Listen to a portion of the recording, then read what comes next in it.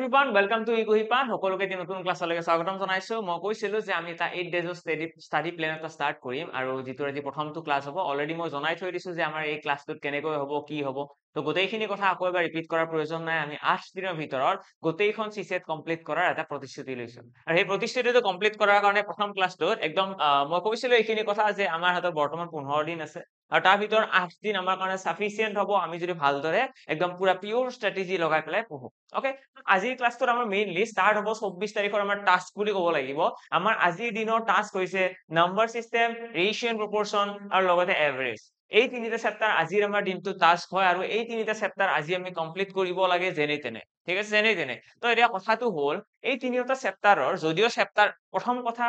আমি ইয়াৰে আগৰ ভিডিঅ'টো আলোচনা কৰিছিলো যে সিসেটৰ কাৰণে কোন কেইটা চেপ্টাৰ খুব বেছি ইম্পৰ্টেন্ট তো ইম্পৰ্টেন্ট চেপ্টাৰ ডিসাইড কৰা হৈ গ'ল যে এইখিনি ইম্পৰ্টেন্ট নেক্সট আমাৰ কাম থাকিব সেই ইম্পৰ্টেন্ট চেপ্টাৰৰ ভিতৰত আৰু ইম্পৰ্টেন্ট কোৱেশ্চন কোনকেইটা বুজিছানে মানে ইম্পৰ্টেন্ট তাৰ ভিতৰত আকৌ ইম্পৰ্টেন্ট ওকে তো এতিয়া নাম্বাৰ সিস্টেম হৈছে আমাৰ নাম্বাৰ সিস্টেম চেপ্টাৰটোৰ সকলোকৈ ইম্পৰ্টেন্ট বুলি ক'লে আমাৰ আহিব এই তিনিটা কনসেপ্ট ডিজিট কাউন্টিং ডিজিট ইন্টাৰচেঞ্জ আৰু ডিভিজিবিলিটি ৰুল তো এই তিনিটা বস্তু ভালদৰে শিকি যোৱাৰ পাছত আমাৰ নাম্বাৰ সিস্টেমত কেতিয়াও ডাউট নাথাকে নাম্বাৰ সিস্টেমৰ যিকোনো কোৱেশ্চন নাহক যিকোনো কোৱেশ্চন মানে ম্যাক্সিমাম টাইপ অফ কোৱেশ্চন এই তিনিটা কনসেপ্টৰ ভিতৰতে পৰে তো এই তিনিটা আমি ভালদৰে শিকি দিও সো দ্যাট আমাৰ এক্সামত যিয়ে নাহক আমি কৰিব পাৰো এতিয়া লগতে মই এনেকুৱা নহয় যে অকল এইটো ক্লাছত নাম্বাৰ সিস্টেমে আলোচনা কৰিম নাম্বাৰ সিস্টেম আলোচনা কৰিম ৰেশিও এণ্ড প্ৰপৰচন আলোচনা কৰিম আৰু এভাৰেজ আৰু এনেকুৱা নহয় যে অকল আমি কোৱেশ্চন প্ৰেক্টিস কৰিম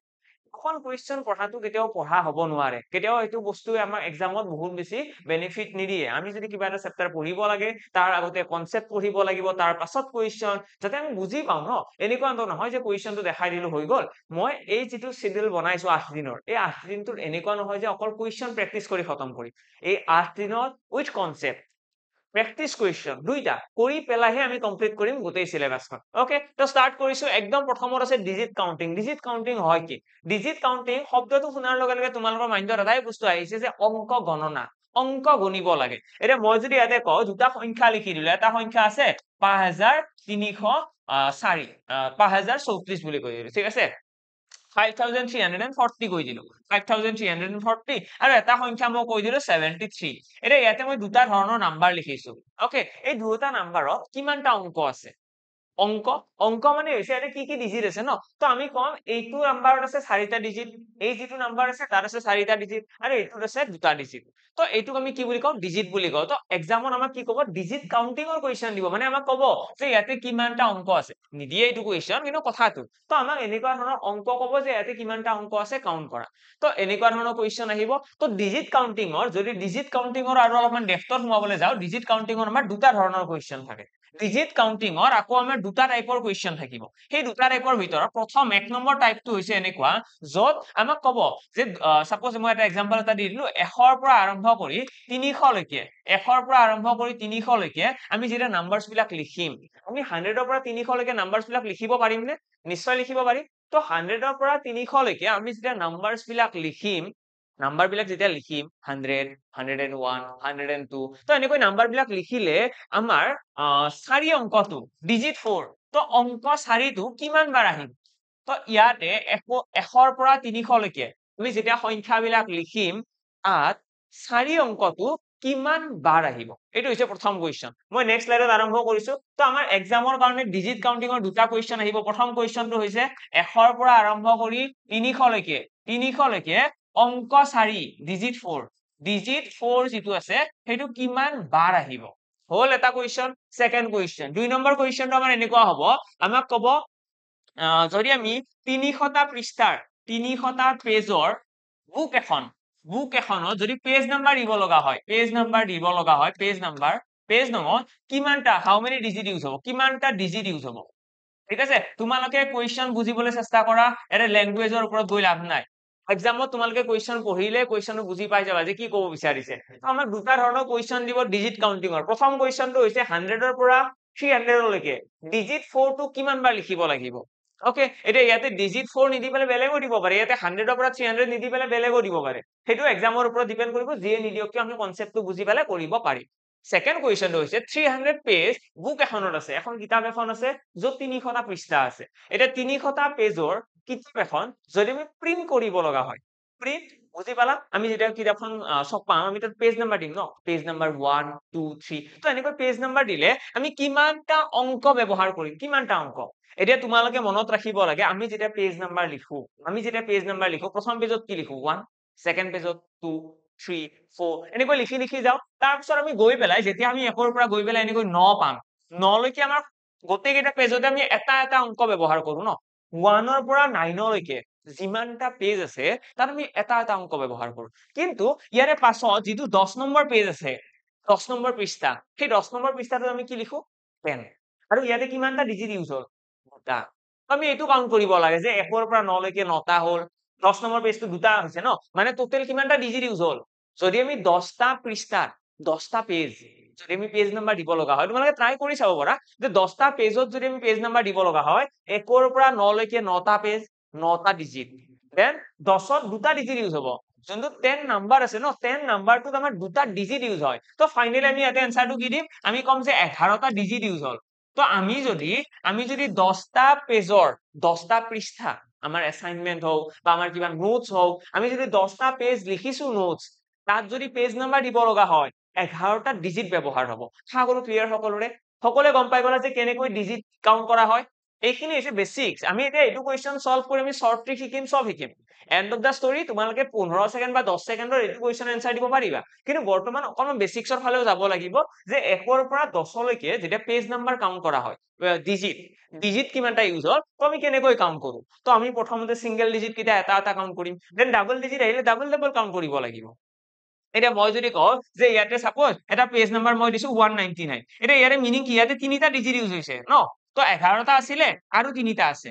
তো 12 13 14 তো 14টা ডিজিট ইউজ হ'ল তো তোমালোকে সেইটো বস্তু মাইন্ডত ৰাখিলে হ'ল যে ডিজিট যেতিয়া কাউন্ট কৰিব দিব পেজ নাম্বাৰৰ আমি কি কৰিব লাগিব ডাবল ডিজিট থাকিলে দুটা কাউন্ট কৰিব লাগিব তিনিটা ডিজিট থাকিলে তিনিটা কাউন্ট কৰিব লাগিব হ'ল এইখিনি ওকে তাত তো এইখিনি বুজি পালো আমি কেনেকৈ ডিজিটৰ অকনমান বেসিক্স বুজি পালো কুৱেশ্চন সলভ কৰিব শিকাইছো একদম চিন্তা কৰিব নালাগে প্ৰথমতে অকনমান বেসিক্স কথা জানি থৈ দিয়া এতিয়া ইয়াতে আমাক কি কৈছে যে 100 পৰা 300 লৈকে অংক 4টো কিমান বাৰ আহে এটা অংক 4 কেনেকৈ গণনা কৰে এটোতো খুব ইজি কোৱেশ্চন হয় যে এখন কিতাপ এখনৰ পেজ নাম্বাৰ দিয়া আছে পেজ নাম্বাৰত কিমানটা অংক ব্যৱহাৰ হৈছে এটো খুব ইজি কোৱেশ্চন খুব ধুনিয়া শৰ্ট ট্ৰিক এটা আমি আলোচনা কৰিম আমাৰ আনসাৰ আহি যাব কিন্তু এতিয়া এইটো বুজিবলৈ চেষ্টা কৰা প্ৰথম কোৱেশ্চনত আমাক কৈছে 100 পৰা 300 লৈকে অংক 4টো কিমান বাৰ আহিব যদি এনেকুৱা ধৰণৰ কোৱেশ্চন আহে হেতু সলভ কৰাৰ কাৰণে তোমালোকে কেতিয়াও ডাইৰেক্টলি আনসাৰটো উলিয়াব নোৱাৰা ডাইৰেক্টলি মানে আমি যিকোনো এটা বস্তুকে এটা সাপোজ আমাৰ ইয়াতে এটা জায়গা এটা আছে ওকে এই জায়গাটোক আমি যাব লাগে মই আছো ইয়াতে মই ইয়াতে যাব লাগে এলৈকে যাব লাগে তো মই এনেকে উৰি যাব পাৰিম জানো উৰি যাবতো নোৱাৰো মই কি কৰিব লাগিব ৰাস্তাৰে যাব লাগিব সাপোজ ৰাস্তাটো এনেকৈ আছে এইফালেৰে গৈছে এনেকৈ গৈছে এনেকৈ আহিছে এনেকৈ গৈছে গৈ পেলাই ইয়ালৈকে আহিছে তো আমি যদি ইয়াৰে পৰা ইয়ালৈকে যাব লাগে এনেকুৱাতো নহয় নে উৰি যাম আমি কি কৰিব লাগিব এইটো ৰাস্তাৰে যাব লাগিব ন তো ৰাস্তাটো যিমানে দীঘলীয়া নহয় আমি যাব লাগিব ৰাস্তাটোৰে কথাটো তেনেকুৱা তো 100 পৰা 300 লৈকে কিমানটা অংক ব্যৱহাৰ হৈছে সেইটো উলিওৱাৰ কাৰণে আমি ডাইৰেক্টলি উলিয়াব নোৱাৰো আমাৰ স্টেপ আছে ঠিক আছে আমাৰ স্টেপটো কেনেকুৱা তো স্টেপটো হৈছে আমি প্ৰথমতে চাব লাগে ইয়াতে 100 নাম্বাৰছ অফ আমি আচলতে এনেকৈ ক্যালকুলেট কৰিম আমি 100 ৰ পৰা প্ৰথমতে 200 লৈকে চাম যে 100 ৰ পৰা 200 লৈকে কিমান বাৰ 4 আহিব তাৰ পিছত আমি চাম 200 ৰ পৰা 300 লৈকে কিমান বাৰ আহিব বুজি পালা সকলোৱে অকনমান আইডিয়া আহিল নে নাই যে আমি কেনেকৈ কাউন্ট কৰিম আমি সদায়ে যেতিয়া আমাক এনেকুৱা ধৰণৰ কোৱেশ্চন দিব যে ইমানৰ পৰা ইমানলৈকে অংক 4টো কিমান বাৰ ব্যৱহাৰ হৈছে তো হেতু সলভ কৰাৰ কাৰণে আমি প্ৰথমতে লিখিম 100 ৰ পৰা 200 তাৰ পিছত আমি লিখিম 200 ৰ পৰা 300 ঠিক আছে থাকিব মনত ইয়েস ডান থাকিব সকলোৰে থাকিব যে আমি এনেকৈ স্টেপ বাই স্টেপ লিখিম 100 ৰ পৰা 200 লৈকে কিমানটা আছে 200 ৰ পৰা 300 লৈকে কিমানটা আছে যদি ইয়াতে মোক 300 নিদি পেলাই 400 দিলেহেঁতেন মই আৰু লিখিলোহেঁতেন 300 ৰ পৰা 400 লৈকে কিমানটা আছে হল এইটো স্টেপ বুজি পালো নেক্সট স্টেপ কি আহিব নেক্সট স্টেপটো হৈছে তোমালোকে মনত ৰাখিব লাগে যিকোনো এশটা সংখ্যাত যিকোনো এশটা সংখ্যাত যিকোনো এটা অংক কিমান বাৰ আহিব 20 বাৰ আহিব এটা কেনেকৈ 20 বাৰ আহিল তো এইটো বুজিবৰ কাৰণে মই অকমান কথা কৈ দিছো ভালদৰে মন কৰিবা আমি যেতিয়া 1 ৰ পৰা 100 লৈকে লিখো তোমালোকে এটা কাম কৰিব পাৰা তোমালোকে নাম্বাৰছ বিলাকৰ টেবুলখন এবাৰ চাব পাৰা 1 ৰ পৰা 100 লৈকে নাম্বাৰ বিলাক এবাৰ চাব পাৰা 1 ৰ পৰা 100 লৈকে লিখিলে আমি যিকোনো এটা অংক টোটেল 20 বাৰ ইউজ কৰো ক'ত ইউজ কৰো 20 টাইমছ আমি ক'ত ব্যৱহাৰ কৰো এটা মই এটা এক্সাম্পল দি দিলো 4 ৰ ক্ষেত্ৰতে কল অংক 4টো ক'ত দেখা যায় নো অংক 4টো তোমালোকে মন কৰিলে দেখিবা অংক 4টো আহিব আমাৰ ইয়াতে 4 তো আমাৰ অংক 4টো আহিব ইয়াতে 4 তাৰপিছত কেতিয়া আহিব আৰু নেক্সট অংক 4টো আহিবনে যদি আমি লিখি যাওঁ না 1 ৰ পৰা এনেকৈ লিখি লিখি যাই পেলাই এলৈকে 10 লৈকে লিখিলো আমি দেখিম ইয়াতে এনেকৈ লিখি লিখি গলে ইয়াতে 4 অংকটো আহিব তাৰপিছত আহিব 14ত আহিব তাৰপিছত 24ত তাৰপিছত 34 তাৰপিছত 44 এতিয়া তোমালোকৰ মাইন্ডত কোৱেশ্চন আহিছে 44ত চোন দুটা আহিছে 44ৰ দুটাটো আমি পিছত ক্যালকুলেট কৰিম তাহলে ইয়াতে আছে 54 ইয়াতে আছে 64 দেন 74 84 দেন 94 ইয়াতে গৈ পেলাই ইয়াতে কি আহিব 100 আহিব তো আলটিমেটলি 1 ৰ পৰা 100 লৈকে মই লিখিলো 1 ৰ পৰা স্টাৰ্ট কৰি 100 লৈকে লিখিছো আৰু ইয়াতে মই দেখিছো 4 অংকটো কিমান বাৰ আহিছে সো কাউন্ট কৰা 1 2 3 4 5 6 7 8 9 10 10 বাৰ আহিছে তাৰপিছত ইয়াতে দেখিবা ইয়াতে 40 আহিব নে নাই আহিব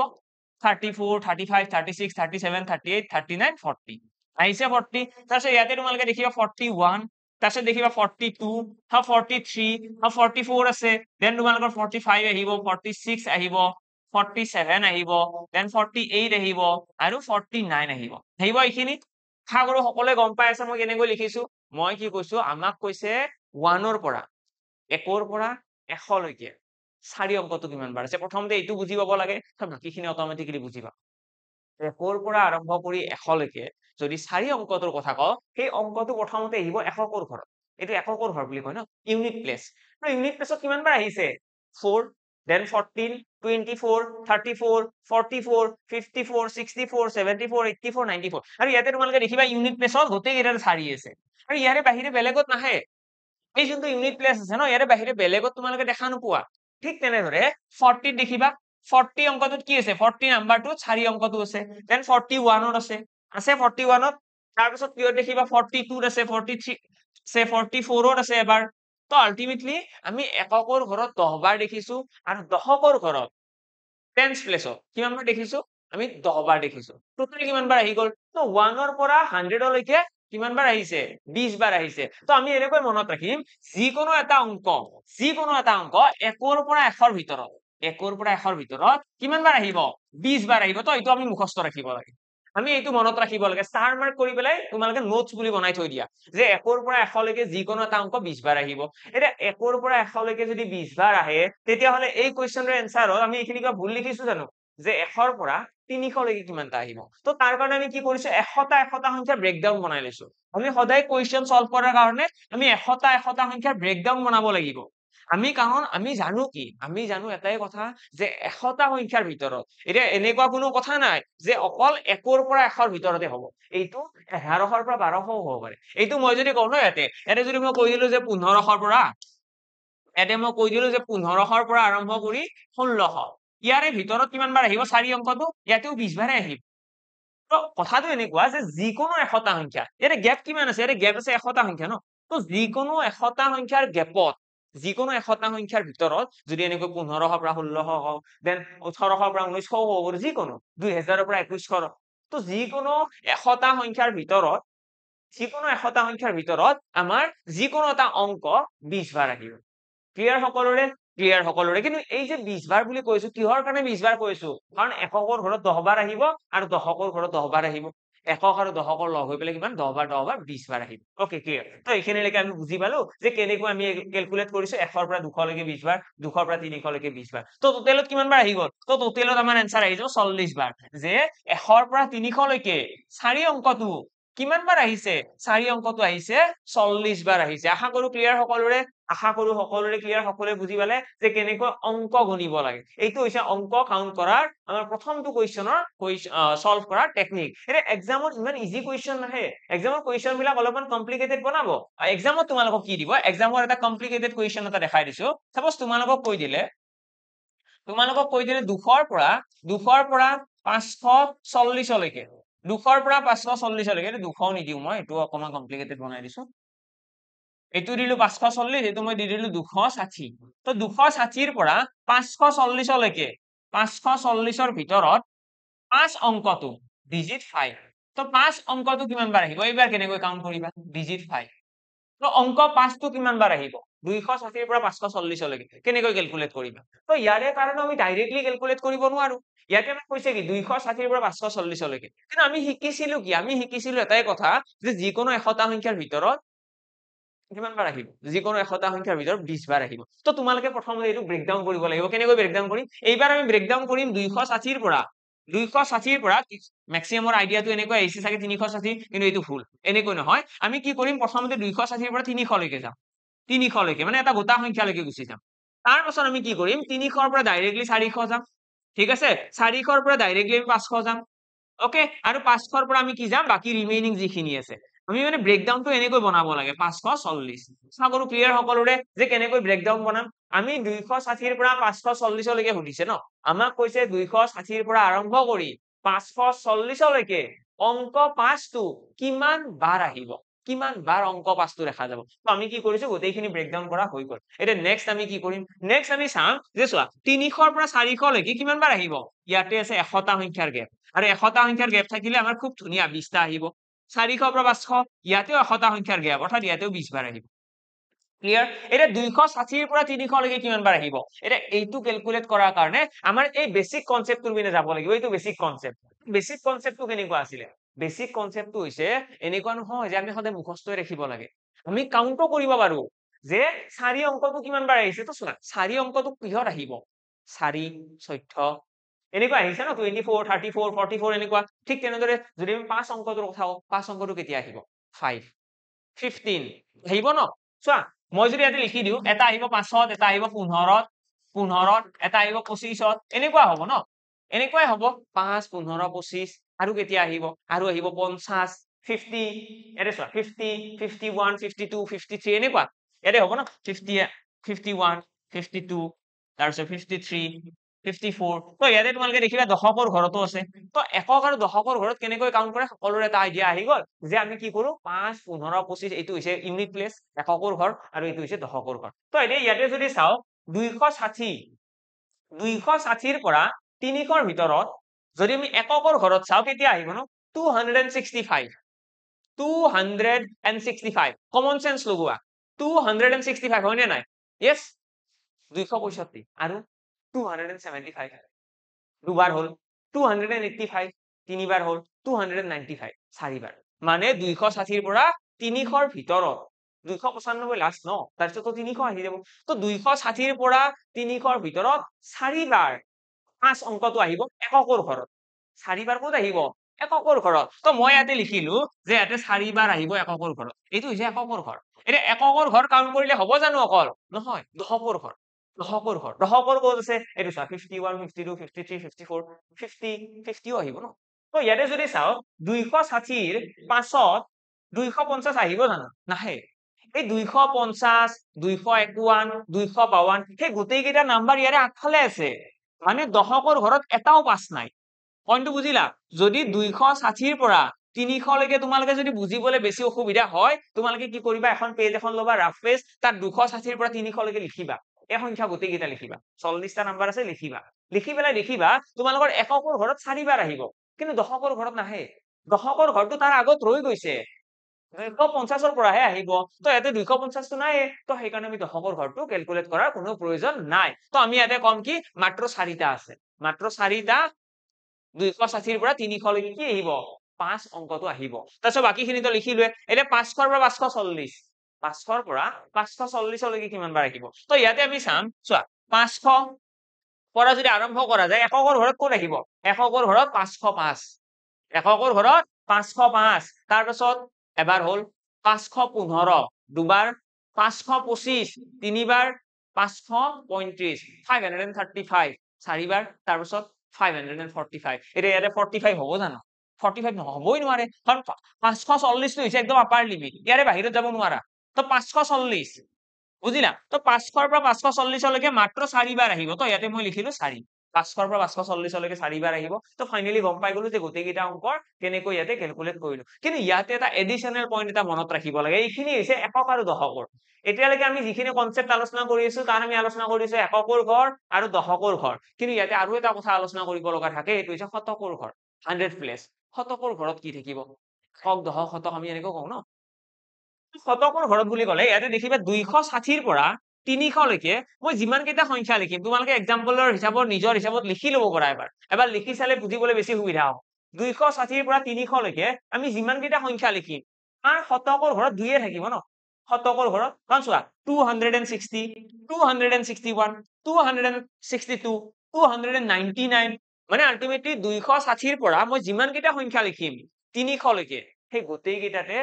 শতকৰ ঘৰত একক দশক শতক শতকৰ ঘৰত 2 থাকিব হয় ঠিক তেনেদৰে যদি 300 পৰা 400 লৈকে চাও তাত কি থাকিব 3 300 পৰা 400 লৈকে কি থাকিব 3 400 পৰা 500 লৈকে কি থাকিব ইয়াতে থাকিব 4 কাৰণ 400 আছে 401 হ'ব 402 হ'ব 403 হ'ব আমি এতিয়ালৈকে যিখিনি ক্যালকুলেট কৰিছো এইখিনি কি হয় এককৰ ঘৰ আৰু দশকৰ ঘৰ আমি শতকৰ ঘৰটো চাব লাগিব শতকৰ ঘৰ কেনেকৈ চাই তাৰ কাৰণে তোমালোকে চাবা যে শতকৰ ঘৰত আছে কি এটা ইয়াতে আছে 4 মানে 4 থাকিব এটো 400 পৰা 500 লৈকে আমি যিমান সংখ্যা লিখিম 4 লিখিম এটা তোমালোকৰ মাইন্ডত আহিছে 500 টোত চোন শতকৰ ঘৰত 5 লিখিছো এই 500 টো আমি ইয়াতে ক্যালকুলেট এই কাৰণে কৰা নাই কাৰণ তলতো 500 লিখা আছে ন তলতো 500 লিখা আছে তো আমি ইয়াতে ক্যালকুলেট কৰিম এটা ইয়াতে চোৱা 500 ৰ পৰা 540 লৈকে 500 ৰ পৰা 540 লৈকে কিমানটা সংখ্যা আছে 500 ৰ পৰা 540 লৈকে 41টা সংখ্যা আছে কিয় চোৱা ইয়াতে লিখি দিছো যদি আমি 501 ৰ পৰা চাও 501 ৰ পৰা 540 লৈকে ইয়াতে আছে 40টা সংখ্যা ইয়াতে কিমানটা সংখ্যা আছে 40টা 501 ৰ পৰা 540 লৈকে ঠিক আছে 501 502 এনেকৈ গৈ পেলাই 40টা হ'ব ইয়াতে যেনেকৈ এডিশনালি এটা 500 আছে ন 500 আছে আৰু এই গোটেই কেইটাতে কি আছে শতকৰ ঘৰত 5 এটা আছে যেটো 100 প্লেস আছে শতকৰ ঘৰ তাত গোটেই কেইটাতে কি আছে 5 এটা আছে অৰ্থাৎ 500 এবাৰ হল 501 দুবাৰ 503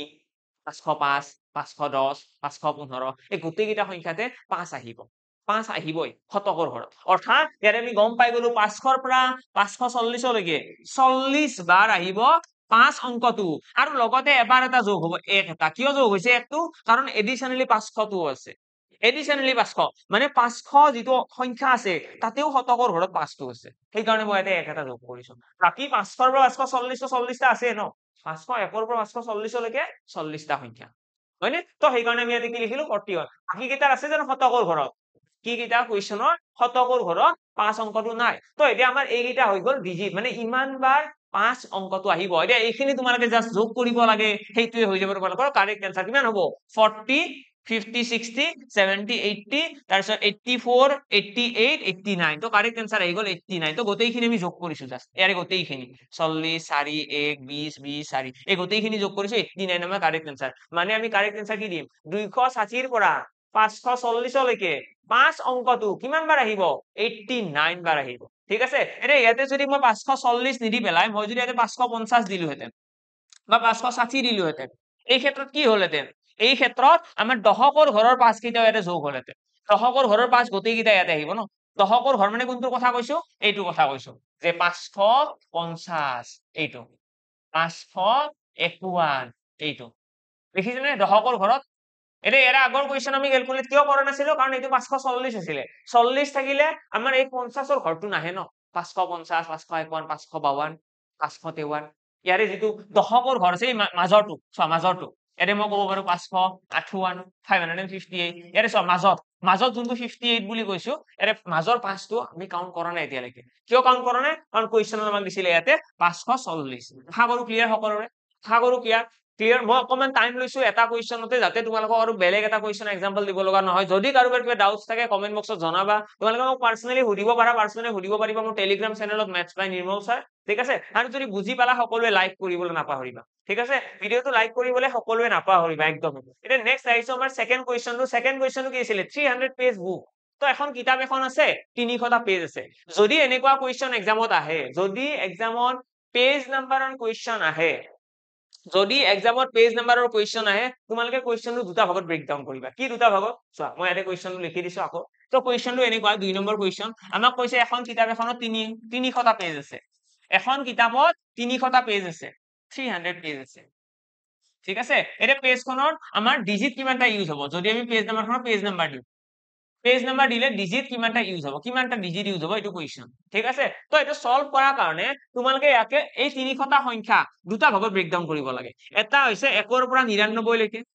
1 ৰ পৰা 99 লৈকে কিমানটা সংখ্যা থাকে 1 ৰ পৰা স্টাৰ্ট কৰি 99 লৈকে 99টা সংখ্যা থাকে এইটো তোমালোকে প্ৰথমতে ব্ৰেক ডাউন কৰিব লাগে এটা এই 99টা সংখ্যা বাদ দি পেলাই প্ৰথম 99টা সংখ্যা বাদ দি পেলাই কিমানটা সংখ্যা ইয়াতে আছে নো ইয়াতে চোৱা 300খন পেজ আছে ন কিতাপখনত পেজ কিমানটা আছে কিতাপখনৰ পেজ আছে 300 তাৰে প্ৰথম 99টা পেজ তোমালোকে বাদ দিব লাগে সেই বাদ দিবতো জানিবা যে প্ৰথম 99টা পেজ আমি নাজানো সেইটো আমি পিছত ক্যালকুলেট কৰিম আমাক লাগে গল বাকি কিমানটা পেজ আছে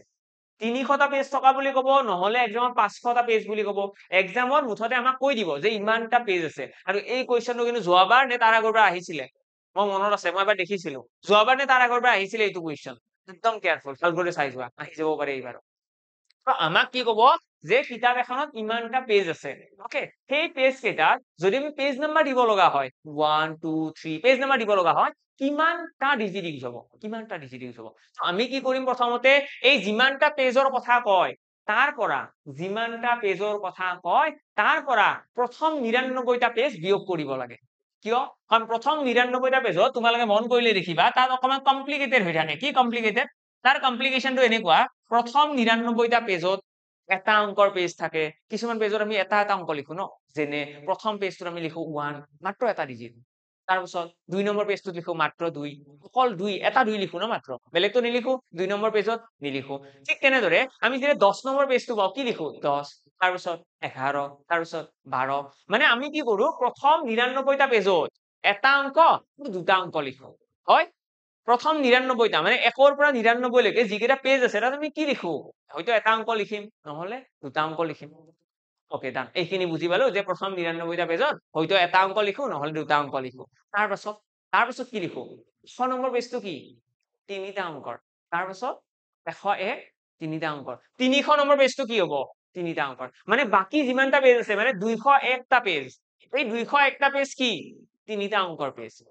ক্লিয়াৰ সকলোৰে যে বাকি যিকেইটা পেজ আছে সেইকেইটা হৈছে তিনিটা অংকৰ পেজ আৰু ইয়াতে যিকেইটা ইউজ হৈছে 99টা সেই 99টা কি এটা অংকৰ দুটা অংকৰ পেজ তো আমি এনেকৈ মনত ৰাখিম যে প্ৰথম 99টা পেজত পেজ নাম্বাৰ দিবলৈ হলে নোট বুলি বনাই থৈ দিবা দে ষ্টাৰ মাৰ্ক কৰি 1 ৰ পৰা 99 লৈকে 99টা পেজত পেজ নাম্বাৰ দিব লগা হলে আমি টোটেল 189টা ডিজিট ইউজ কৰিম 189 এতিয়া মই এইটো এক্সপ্লেইন কৰিব পাৰিম এনেকুৱা নহয় যে এক্সপ্লেইন কৰিব নোৱাৰো কিন্তু আজি যেটোকে এক্সামৰ কাৰণে আমি এতিয়া কি এটো ফাৰ্স্ট ট্ৰেক কোৰ্স এটো অলপমান বেলেগ টাইপৰ শিডিউল চলি আছে আমাৰ আমি ইয়াতে যিখিনি পঢ়ি আছো সেইখিনি অলপ টু দা পইণ্ট গৈ আছো তো আমি এইটো মুখস্থ ৰাখিলে আমাৰ এক্সাম প্ৰবলেম নহয় তো সেইকাৰণে কৈছো এইটো নোট তোমালোকে মনত ৰাখি দিবা যে 1 ৰ পৰা 99 লৈকে কিমানটা পেজ নাম্বাৰ দিয়াৰ প্ৰয়োজন হ'ব 189 ঠিক আছে 189 কাৰণ এইটো যদি মই অকমান থিওৰিটিক্যালি কৈ দিব লাগে এইটো এনেকুৱা কাৰণ চোৱা 1 ৰ পৰা 9 লৈকে 9টা নাম্বাৰ থাকে আৰু সেই 9টা নাম্বাৰত যেতিয়া পেজ নাম্বাৰ দিব লগা হয় 9টা অংক ব্যৱহাৰ হয় ঠিক আছে 9টা অংক 1 number page 1 2 number page 2 3 number page 3 এনেকৈ গৈ পেলাই 9টা পেজত 9টা অংক তাৰ পাছত আমি যেতিয়া 10 ৰ পৰা আৰম্ভ কৰো 10 ৰ পৰা 99 লৈকে টোটেল 90টা অংক আছে কাৰণ চোৱা 1 ৰ পৰা 99 লৈকে 99টা সংখ্যা 1 ৰ পৰা ষ্টাৰ্ট কৰি 99 লৈকে 99টা সংখ্যা আছে আৰু তাৰ ভিতৰত 9টা অংক 9টা সংখ্যা হৈছে এটা অংকৰ সংখ্যা বাকি 90টা কি বাকি 90টা হৈছে দুটা অংকৰ সংখ্যা বাকি 90টা দুটা অংকৰ সংখ্যা যত আমাৰ 10 আহিব 11 আহিব 12 আহিব 13 আহিব 91 92 93 99 এনেকুৱা ইয়াতে এই বাকি কিটা সংখ্যা আহিব তো বাকি 90টা যে দুটা অংকৰ সংখ্যা আছে সেই 90টা সংখ্যাৰ কিমানটা অংক ব্যৱহাৰ কৰিছো দুটা কৈ মানে তাৰ লগত 2 পূৰণ হ'ব প্ৰতিটো সংখ্যালৈ 2 প্ৰতিটো সংখ্যা লিখিবলৈ দুটা অংক মানে 90টা সংখ্যাত দুটা অংক 90টা সংখ্যা দুটা অংক কৈ লিখিছো 90 পূৰণ 2 কিমান 90 পূৰণ 2 180 তো সেইকাৰণে আমি ইয়াতে কি লিখিছো 180 যোগ 9 9টা আৰু অংক আছিল ন 1 ৰ পৰা 9 লৈকে 180টা কি দুটা অংকৰ সংখ্যা তাৰে আগতে 9টা আছিল তো 180 যোগ 9 189 আমাৰ 1 ৰ পৰা 99 লৈকে মানে 1 নম্বৰ পেজৰ পৰা 99 নম্বৰ পেজলৈকে পেজ নাম্বাৰ দিবলৈ কিমানটা অংক লাগিব 189 তো তোমালোকে মুখস্থ ৰাখিলেও কথা নাই যে 1 ৰ পৰা 99 লৈকে 189 দেন তোমালোকে নেক্সট কি কৰিব লাগে এই 99টা পেজৰ যেটোকে কাম হৈ গল 1 ৰ পৰা 99 লৈকে আমাৰ কাম হৈ গল এইকেইটা পেজত পেজ নাম্বাৰ দিবলৈ ইমান কেইটা অংক ব্যৱহাৰ হৈছে তো এই 99টা পেজ তোমালোকে ডাইৰেক্টলি 300টা পেজৰ পৰা বিয়োগ কৰিব লাগে 99টা পেজৰ কামটো হৈয়ে গল তো মই কি কৰিছো 300ৰ পৰা 99 টো বিয়োগ কৰি দিলো এতিয়া ইয়াতে যোনটো 201 পাইছো এইটো কি হয় এই গোটেই কেইটা হৈছে তিনিটা অংকৰ সংখ্যা ইয়াতে যোনটো 201 পাইছো ন এই গোটেই কেইটা হৈছে তিনিটা অংকৰ সংখ্যা অৰ্থাৎ তিনিটা অংকৰ সংখ্যাত পেজ নাম্বাৰ দিবলৈ প্ৰতিটো সংখ্যাত তিনিটাকৈ অংক ব্যৱহাৰ হ'ব এতিয়া মই যদি কওঁ 150 যদি পৃষ্ঠা নাম্বাৰ এটা দিব লাগে এটা পেজ এটা তোমালোকে লিখিব লাগে 150 কিমানটা অংক ব্যৱহাৰ হ'ব তিনিটা মানে এই 201টা যে পেজ আছে তাৰ প্ৰতিটো পেজতে সেই 201টা পেজৰ প্ৰতিটো পেজতে আমি তিনটা ডিজিট ইউজ কৰিম হয়নে এভৰি পেজত ইটস এন্ড এভৰি পেজত আমি তিনিটা ডিজিট ইউজ কৰিম অৰ্থাৎ ইয়াতে আমি ইয়াৰে পৰা যদি কিমানটা ডিজিট ইউজ হল সেইটো উলিয়াব লাগে আমি 201ৰ লগত 3 এটা পূৰণ কৰিব লাগিব কাৰণ তিনিটাকৈ ইউজ হৈ আছে ন 201ৰ লগত কি পূৰণ কৰিম 3 পূৰণ কৰিম তো পূৰণ কৰিলে কি হ'ব 603 আৰু এই 603 টো আমি ইয়াতে কি কৰিব লাগে যোগ কৰিব লাগে অৰ্থাৎ 603 যোগ কৰি দিলে আমাৰ কাৰেক্ট আনসাৰ কিমান আহিব 9 10 11 12 হৈ গল আছে একে 9 7 আহি গল অৰ্থাৎ 792 আমাৰ ফাইনাল আনসাৰ আহি গল আশা কৰো বুজি পালা কয়বাৰ ৰিভাইড কৰি দিছো বুজিবলৈ সুবিধা হওক তোমালোকে মনত কি ৰাখিব লাগে যে 1 ৰ পৰা ষ্টাৰ্ট কৰি 99 লৈকে 1 ৰ পৰা 99 লৈকে যিমান কেইটা নাম্বাৰ আছে সেই নাম্বাৰ কেইটা যেতিয়া ডিজিট অংক গণনা কৰিব লগা হ'ব যে কিমানটা ডিজিট ইউজ হল আমি ডাইৰেক্টলি কম 189 তাৰ পিছত আমি চাম যেহেতুকে আমাৰ ইমানটা পেজৰ আমাক এটা এক্সামত 300 নিদিবও পাৰে 500 দিব পাৰে 600 দিব পাৰে 650 দিব পাৰে ঠিক আছে এক্সামত যিকোনো দিব পাৰে 650টা পেজ বুলি দিব পাৰে এতিয়া 650টা পেজৰ কিতাপ এখন প্ৰিন্ট কৰিবলৈ হলে আৰে 99টা পেজত কি হ'ব প্ৰথম 99টা পেজত যিকোনো এটা কোৱেশ্চনত 189 আহিব এটো কেতিয়াও চেঞ্জ নহয় কাৰণ আমি কিতাপ এখনৰ পেজ নাম্বাৰ দিলে 1 ৰ পৰা 99 লৈকে লিখিবই লাগিব পেজ নাম্বাৰ কেতিয়াও আধাৰ পৰা আৰম্ভ নহয় কোনোবাই পেজ নাম্বাৰ এনেকৈ দিছে জানো আৰম্ভ কৰিছে 200ৰ পৰা নাই কৰা সকলোৱে 1ৰ পৰা আৰম্ভ কৰে 1ৰ পৰা 99 লৈকে লিখিবই সেই কাৰণে আমি শৰ্ট ট্ৰিকটো কেনেকৈ ইউজ কৰো 189 আমি ডাইৰেক্টলি এক্সামত লিখো 189 যোগ এটা ইয়াৰ লগত কি যোগ হ'ব যোগ হ'ব তিনিটা অংকৰ সংখ্যাবিলাক এটা তিনিটা অংকৰ সংখ্যা কিমানটা আছে প্ৰথমতে হেতু ওলাই লোৱা যে তিনিটা অংকৰ সংখ্যা আছে ইমানটা এইকেইটা হৈছে সংখ্যা যে তিনিটা অংকৰ সংখ্যা ইমানটা আছে মানে ইমানটা পেজত আমি তিনিটা ডিজিট লিখিম তো ইমানটা পেজত যদি তিনিটা ডিজিট লিখো টোটাল কিমানটা ডিজিট লিখিম পূৰণ 3 কৰিবা ডাইৰেক্টলি ডিজিট ওলাব এইটো হৈছে ডিজিট আৰু এই ডিজিটটো তোমালোকে ইয়াতে যোগ কৰিব লাগে ফাইনালি এইটো আনসাৰ আহিব এটা তোমালোকৰ কাৰণে হোমৱৰ্ক থাকিল 650 টো যে 650টা পেজ থকা কিতাপ এখন যদি প্ৰিন্ট কৰিব লগা হয় তাতে পেজ নাম্বাৰ দিলে কিমানটা ডিজিট ইউজ হ'ব ক্লিয়াৰ থাকিব হোমৱৰ্ক ট্ৰাই কৰিবা এইটো আৰু কমেন্ট বক্সৰ এনসাৰটো জনাবা কিন্তু ঠিক আছে আৰু যদি বুজি পাই আছা আকৌ এবাৰ ৰিকুৱেষ্ট থাকিল ভিডিওটো লাইক কৰিবলৈ নাপাহৰিবা নেক্সট আমি আহিছো আমাৰ একদম প্ৰথমৰ ফালে ইয়াৰে আমি কি আলোচনা কৰিছিলো মই কৈছিলো যে ডিজিট কাউন্টিং এটা কনসেপ্ট আছে সেইটো আমাৰ কমপ্লিট হৈ গল দেন আমি আছে ডিজিট ইন্টাৰচেঞ্জ কি হয় ডিজিট ইন্টাৰচেঞ্জ বুলি ক'লে ইয়াতে কি হ'ব অংকৰ স্থান সালসলনি তোমালোকে এনেকুৱা কোৱেশ্চন আগতেও চাগে দেখিছা আমাক কয় যে এটা সংখ্যা এটা আছে 42 এতিয়া এই সংখ্যাটোৰ এইটো জাস্ট এক্সাম্পল এটা দি আছো এটা সংখ্যা এটা আছে 42 সেই সংখ্যাটোৰ অংকৰ স্থান সালসলনি কৰিলে মানে অংকৰ স্থান সালসলনি মানে 24 মানে দশকৰ অংকটো এককক আহিব এককৰটো দশকক যাব ইহৰে জায়গা চেঞ্জ কৰিব 4টো পিছফালে গল 2টো আগত আহিল আমাক কয় যে অংকৰ স্থান সালসলনি কৰিলে কিবা এটা কাহিনী দিয়া থাকে অংকৰ স্থান সালসলনি কৰিলে এনেকুৱা হ'ব তেনেকুৱা হ'ব কিবা কিবি কোৱা থাকে লাষ্টত আমাক কয় অৰিজিনেল সংখ্যাটো উলিওৱা আমাক লাষ্টত কি কয় যে অৰিজিনেল সংখ্যাটো উলিওৱা আমাক কেতিয়াবা কয় যে নতুন সংখ্যাটো উলিওৱা তো এনেকুৱা ধৰণৰ কোৱেশ্চন মানে এক্সামত আহে আৰু সেইটোকে আমি কওঁ ডিজিট ইন্টাৰচেঞ্জ বুলি এতিয়া এইটো কোৱেশ্চন সলভ কৰাৰ কাৰণে কনসেপ্টটো বুজি পাব লাগিব সো দেন আমাৰ এক্সামত ইনস্ট্যান্টলি আনসাৰ আহে একদম বেছি টাইম ওয়েস্ট নোহোৱাকৈ তো কোৱেশ্চনটো এনেকুৱা কোৱেশ্চনটো বুজিবৰ কাৰণে তোমালোকে প্ৰথমতে নিজৰ ফালৰ পৰা এটা দুটা অংকৰ সংখ্যা ধৰি লোৱা তোমালোকে নিজৰ ফালৰ পৰা যিমানে এই ভিডিওটো চাই আছা সকলোকে ৰিকুৱেষ্ট থাকিল সকলোৱে নিজৰ ফালৰ পৰা এটা দুটা অংক ধৰি লোৱা সকলোৱে নিজৰ ফালৰ পৰা তো তোমালোকে এটা দুটা অংকৰ সংখ্যা ধৰি লোৱা আৰু মই এটা ইয়াতে ধৰি লওঁ মই নিজৰ ফালৰ পৰা ধৰিলো 37 তো মই এইটো এটা সংখ্যা ধৰি লৈছো তোমালোকেও নিজৰ ফালৰ পৰা কিবা এটা সংখ্যা ধৰি লোৱা হল এইটো মই লিখিছো তোমালোকে এটা কিবা লিখি লোৱা এইটো লিখিব নালাগে কিন্তু বেলেগ এটা লিখি লোৱা হল কেৱল এনেকুৱা সংখ্যা নিলিখিবা যে 11 22 এইবিলাক নিলিখিবা এইটো কিয় নিলিখিব লাগে পিছত তোমালোকে বুজিবা কিন্তু বৰ্তমানৰ কাৰণে মই এইটো হাত দিছো যে দুটা একে একে সংখ্যা নিলিখিবা কাৰণ যদি তোমালোকে 33 লিখি দিয়া এইটো অংক স্থান সলসলনি কৰিলেচোন 33 হ'ব বেলেগটো নহয় ন তো সেই কাৰণে মই কৈছো যে এইটো তোমালোকে লিখিব নালাগে ওকে তো আমি দুটা অংকৰ সংখ্যা সকলোৱে লিখিলো নেক্সট আমাৰ কাম কি থাকিব ইয়াতে যিকেইটা অংক আছে এই অংকৰ স্থান সালসলনি কৰি দিয়া তোমালোকে স্থান সালসলনি কৰি দিয়া তো এটা বনি গল 73 এটা আছে 37 এটা আছে 73 ক্লিয়াৰ এটা 37 এটা 73 তো আমি দুটা সংখ্যা পাই গলো তোমালোকে কৰিব পাৰিবা স্থান সালসলনি কৰি দিয়া প্লেস ডিসপ্লেসমেন্ট কৰি দিয়া দুটা ইন্টাৰচেঞ্জ কৰি দিয়া হল এটা নেক্সট আমি কি কৰিব লাগে এই দুটা নাম্বাৰ যোগ কৰি দিয়াছোন দুটা নাম্বাৰ তোমালোকৰ যি আহিছে সেই দুটা যোগ কৰি দিয়া অৰ্থাৎ মই কৈছো 37 প্লাস 73 কি হ'ব এইটো যোগ কৰিলে এইটো আহিব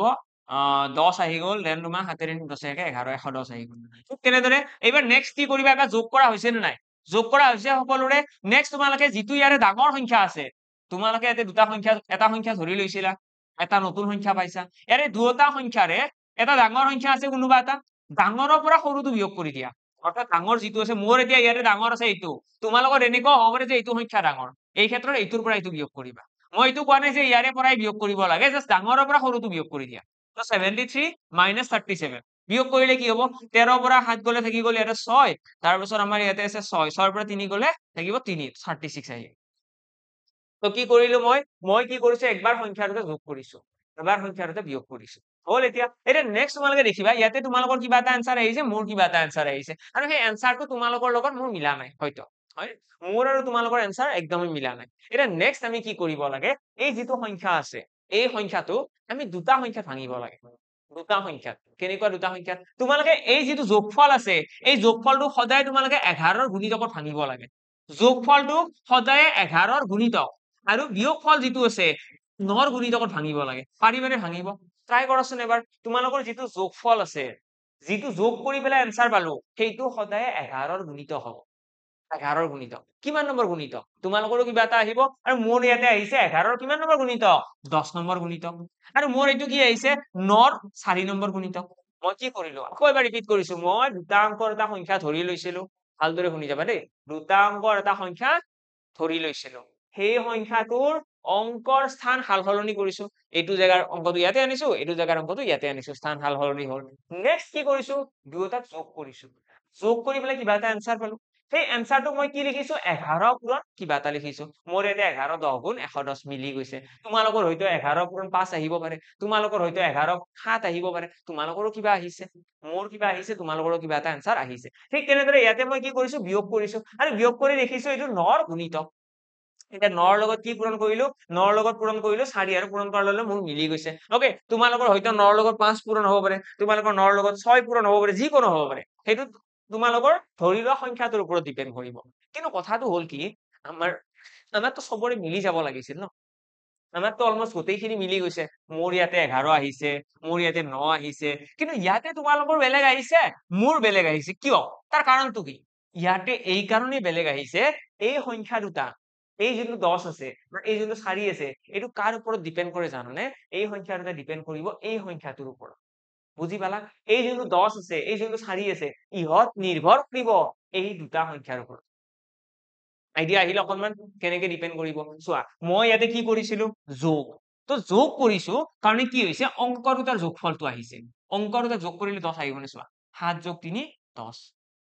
বুজি পালা 7 যোগ 3 10 আৰু যদি অংক দুটা বিয়োগ কৰি দিও 7ৰ পৰা 3 টো বিয়োগ কৰি দিয়াচোন 7ৰ পৰা 3 বিয়োগ কৰিলে 4 মানে এইটো যাদুৰ নিচিনা এইটো অকনমান মেজিকৰ নিচিনা যে আমি যেতিয়া দুটা অংকৰ সংখ্যা এটাৰ ডিসপ্লেসমেন্ট কৰো ইন্টাৰচেঞ্জ কৰো তেতিয়াহলে যিটো যোগফল আহে সেই যোগফলটো সদায় 11ৰ গুণিতক সদায় 11ৰ গুণিতক এইটো তোমালোকে মুখস্থ ৰাখিব পাৰা যে সদায় 11ৰ গুণিতক আৰু যিটো বিয়োগফল আছে সেই বিয়োগফলটো কি হয় সদায় 9ৰ গুণিতক ক্লিয়াৰ সকলোৰে ক্লিয়াৰ সকলোৰে মনত থাকিব যে এইটো 11ৰ গুণিতক এইটো 9ৰ গুণিতক লগতে আমি কি চাব লাগে যে কিমান নম্বৰ গুণিতক এইটো 9ৰ 4 নম্বৰ গুণিতক এটা 9ৰ যেহেতু 4 নম্বৰ গুণিতক তাৰ মিনিংটো হৈছে যি দুটা সংখ্যা আছে এই সংখ্যা দুটাৰ মাজৰ ডিফাৰেন্সটো কি থাকিব লাগিব ডিফাৰেন্সটো 4 হ'ব লাগিব ডিফাৰেন্সটো 4 হ'ব লাগিব বেলেগ হ'ব নোৱাৰে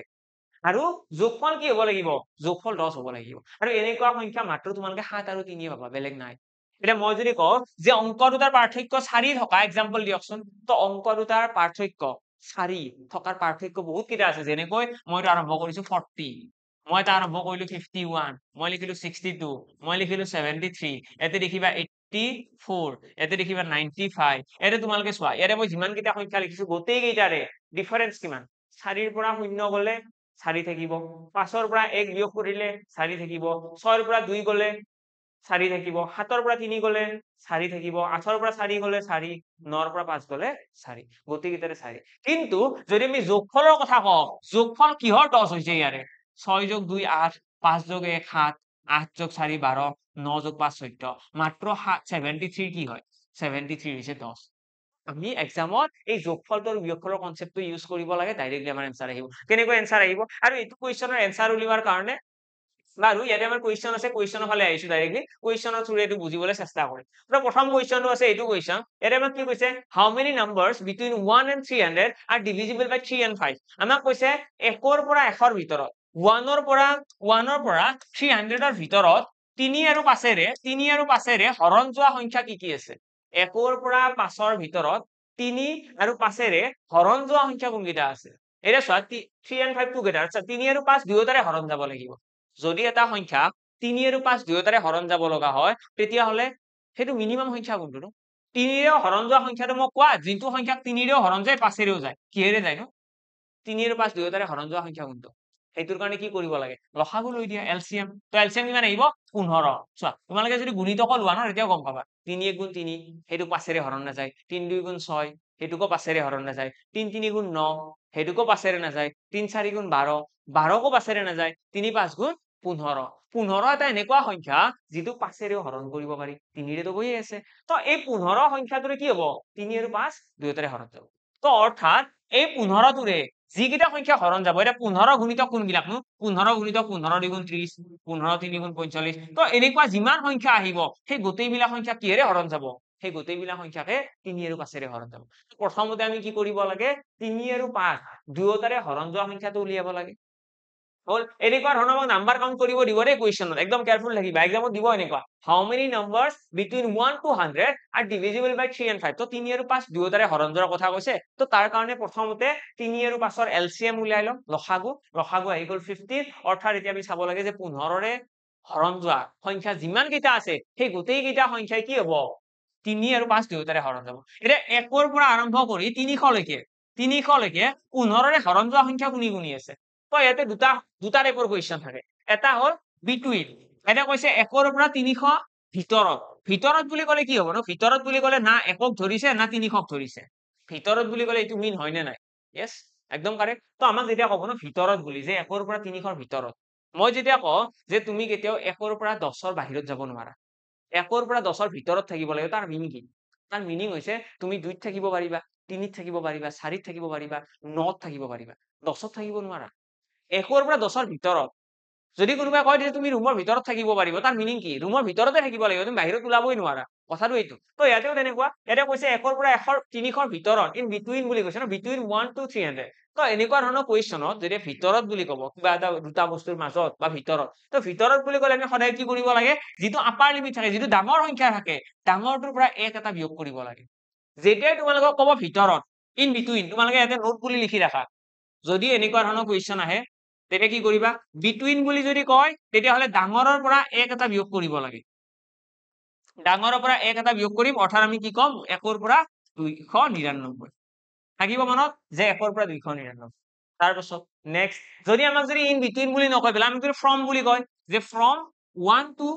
ফ্ৰম আমাক সাপোজ এইটো কৈ দিলে এইটো ফ্ৰম 1 to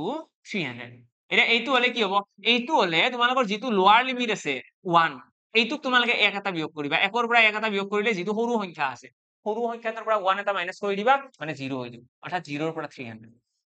এই বস্তুটো তোমালোকে লিখিব জানিব লাগে মই আকৌ এবাৰ ৰিপিট কৰিছো যেতিয়াই এক্সামত তোমালোকক নাম্বাৰ কাউন্ট কৰিব দিব এইটো হৈছে নাম্বাৰ কাউন্টিংৰ কনসেপ্ট এইটো ডিজিট কাউন্টিং নহয় এইটো নাম্বাৰ যে কিমানটা নাম্বাৰ আছে তো আমাক সুধিছে যে 1ৰ পৰা 300ৰ ভিতৰত 1ৰ পৰা ষ্টাৰ্ট কৰি 300ৰ ভিতৰত বুলি কৈছে ভিতৰত 15ৰে হৰণ যোৱা সংখ্যা কিমানটা আছে এটা 15 বুলি ক'লেও ভুল নহয় 3 আৰু 5ৰে হৰণ যোৱা বা 15ৰে হৰণ যোৱা একেই কথা যদি এটা সংখ্যা 3 আৰু 5 দুয়োটাৰে হৰণ যাব লগা হয় মানে সেইটো সংখ্যা 15ৰে হৰণ যাবই লাগিব ক্লিয়াৰ ওকে তো আমি কি কৰিম যদি বিটুইন বুলি কয় নোট এটা বনাই থৈ দিয়া বিটুইন বুলি ক'লে কি কৰিবা ডাঙৰৰ পৰা এক বিয়োগ যদি ফ্ৰম বুলি কয় সৰুটোৰ পৰা এক বিয়োগ অৰ্থাৎ যিটো সৰু সংখ্যা আছে তাৰ পৰা 1 এটা বিয়োগ এতিয়া ইয়াতে আমি কি কৰিছো ডাঙৰ সংখ্যাটোৰ পৰা এক এটা বিয়োগ কৰিলো তো ইয়াতে এইটো এটা সংখ্যা পাই গলো এইটো এটা সংখ্যা পাই গলো নেক্সট কামটো হৈছে এইটোকো তোমালোকে 15ৰে হৰণ কৰিব লাগে একক আৰু 299 দুইটাকে তোমালোকে 15ৰে হৰণ কৰিব লাগে অৰ্থাৎ তোমালোকে যদি 1ক যদি 15ৰে হৰণ কৰি দিয়া শূন্য বা যাব 15 শূন্য গুণ শূন্য এক এটা ৰৈ গল তাৰ পিছত 299 যদি তোমালোকে 15ৰে হৰণ কৰি দিয়া কিমান বা যাব 15 গুণ 15 থাকি গল কিমান 14 থাকি গল 149 এইটো কিমান বা যাব 15 6 গুণ 9 15 10 গুণ 150 15 9 গুণ 135 তো এটা কিমান ৰৈ গল আমাৰ 14 এটা ৰৈ যাব তো ইয়াতে তোমালোকে দেখিবা কিমান বাৰ গৈছে 19 বাৰ গৈছে ন আমি কি কৰিম আকৌ এবাৰ ৰিপিট কৰিছো প্ৰসেসটো ভালদৰে চোৱা আমাক যেতিয়া ক'ব যে ইমানৰ পৰা ইমানৰ ভিতৰত অমুক সংখ্যাটোৰে হৰণ যোৱা সংখ্যা কিমানটা আছে আমাক যদি কয় ইমানৰ পৰা ইমানৰ ভিতৰত অমুক সংখ্যাটোৰে কিবা এটা সংখ্যা দি দিব পাৰে ইমানেৰে হৰণ যোৱা সংখ্যা আছে কিমানটা ইমানৰ পৰা ইমানৰ ভিতৰত বুলি ক'লে ডাঙৰৰ পৰা মাইনাস যদি ইমানৰ পৰা ইমানলৈকে বুলি কয় যে 1ৰ পৰা 300 লৈকে অমুক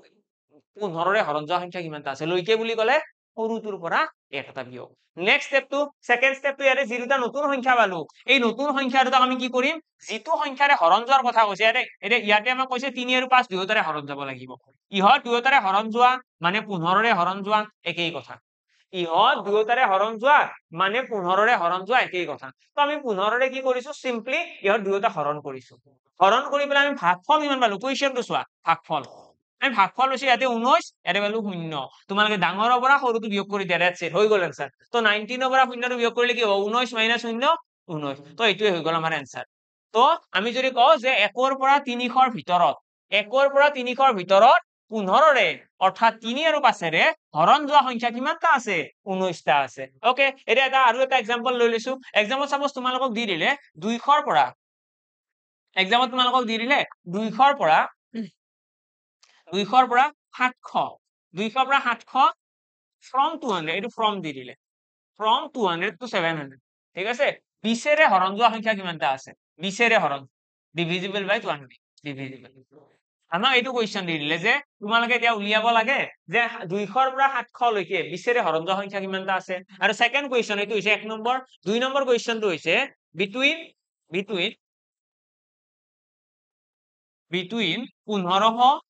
1500 পৰা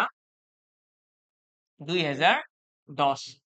1500 পৰা 2010ৰ ভিতৰত in between 1500 পৰা 2010ৰ ভিতৰত 20ৰে হৰণ যোৱা সংখ্যা কিমানটা আছে তো দুইটা কোৱেশ্চন অলমোস্ট সিমিলাৰ টাইপৰ কোৱেশ্চন হয় এটা আমাক কৈছে এটাত কৈছে 200ৰ পৰা 700 লৈকে 200ৰ পৰা 700 লৈকে 20ৰে হৰণ যোৱা সংখ্যা কিমানটা আছে নেক্সট আমাক কৈছে 1500ৰ পৰা 2010 লৈকে ওকে তো কেনেকৈ সলভ কৰিবা তো মই কৈছিল অলৰেডি যদি ফ্ৰম থাকে ফ্ৰম থাকিলে কি কৰিব লাগে সৰু সংখ্যাটোৰ পৰা 1 বিয়োগ অৰ্থাৎ 200ৰ পৰা 1 এটা বিয়োগ কৰি দিয়া কিমান থাকিব 200ৰ পৰা 1 এটা বিয়োগ কৰিলে এতে থাকিব 199 আৰু এটো কি আছে 700 আছে 700ৰ পৰা 1 বিয়োগ হ'ব জানো নহয়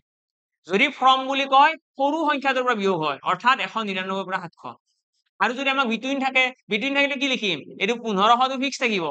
ডাঙৰ সংখ্যাটোৰ পৰা এবাৰ বিয়োগ হ'ব 2010ৰ পৰা তো 2000 কি হৈ গল 9 হৈ গল সকলো ক্লিয়াৰ সকলোৰে ক্লিয়াৰ হৈ গল যেতিয়া ফ্ৰম বুলি কব সৰু সংখ্যাৰ পৰা বিয়োগ যেতিয়া বিটুইন বুলি কব ডাঙৰ সংখ্যাৰ পৰা বিয়োগ ওকে এতিয়া আমি কি কৰিব লাগে এতিয়া এইটো সংখ্যাকো তোমালোকে 20ৰে হৰণ কৰা এইটোকো হৰণ কৰা তো মই 199 এবাৰ 20ৰে হৰণ কৰিলো 20ৰে হৰণ কৰিলে দেখিবা কিমান বাৰ যাব 20 10 গুণ 200 তো 20 9 গুণ 180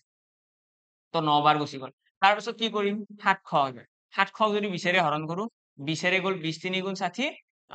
10 থাকি গল ন তো 20 5 গুণ 100 তো আমাৰ ইয়াতে আহি গল ডাইৰেক্টলি 700 তো আমি ইয়াতে লিখিলো 35 আহিছে কোৱেশ্চন আহিছে 35 এৰে আছে 9 তো 35 পৰা তোমালোকে 9 টো বিয়োগ কৰি দিয়া দ্যাটছ ইট তো 35ৰ পৰা 9 গলে কি থাকিব 35 ইয়াতে মই লিখি দিছো 35 - 9 অৰ্থাৎ 26 আমাৰ কাৰেক্ট आंसर আহিব মানে 200ৰ পৰা 700 লৈকে 20ৰে হৰণ যোৱা সংখ্যা কিমানটা আছে 20ৰে হৰণ যোৱা সংখ্যা আছে 26টা আশা কৰো বুজি পালা টেকনিকটো বুজি পালা কেনেকৈ সলভ কৰে কি এপ্ৰোচ থাকিব লাগে ফ্ৰম বুলি কলে কি বুজায় বিটুইন বুলি কলে কি বুজায় যদি আমাক কয় ইমানৰ পৰা ইমানৰ লৈকে বুলি কলে আমি সৰু সংখ্যাটোৰ পৰা 1 এটা বিয়োগ কৰিম যদি ইন বিটুইন বুলি কয় যে ইমানৰ পৰা ইমানৰ যদি কয় ইমানৰ পৰা ইমানৰ ভিতৰত বিটুইন মানে কি ভিতৰত যে কনক্লুজিভ আমি এনেকৈ কব পাৰো এক্সক্লুডিং হয় এটো কি হয় এটো হৈছে এক্সক্লুডিং আৰু এটো হৈছে ইনক্লুডিং 200 and 700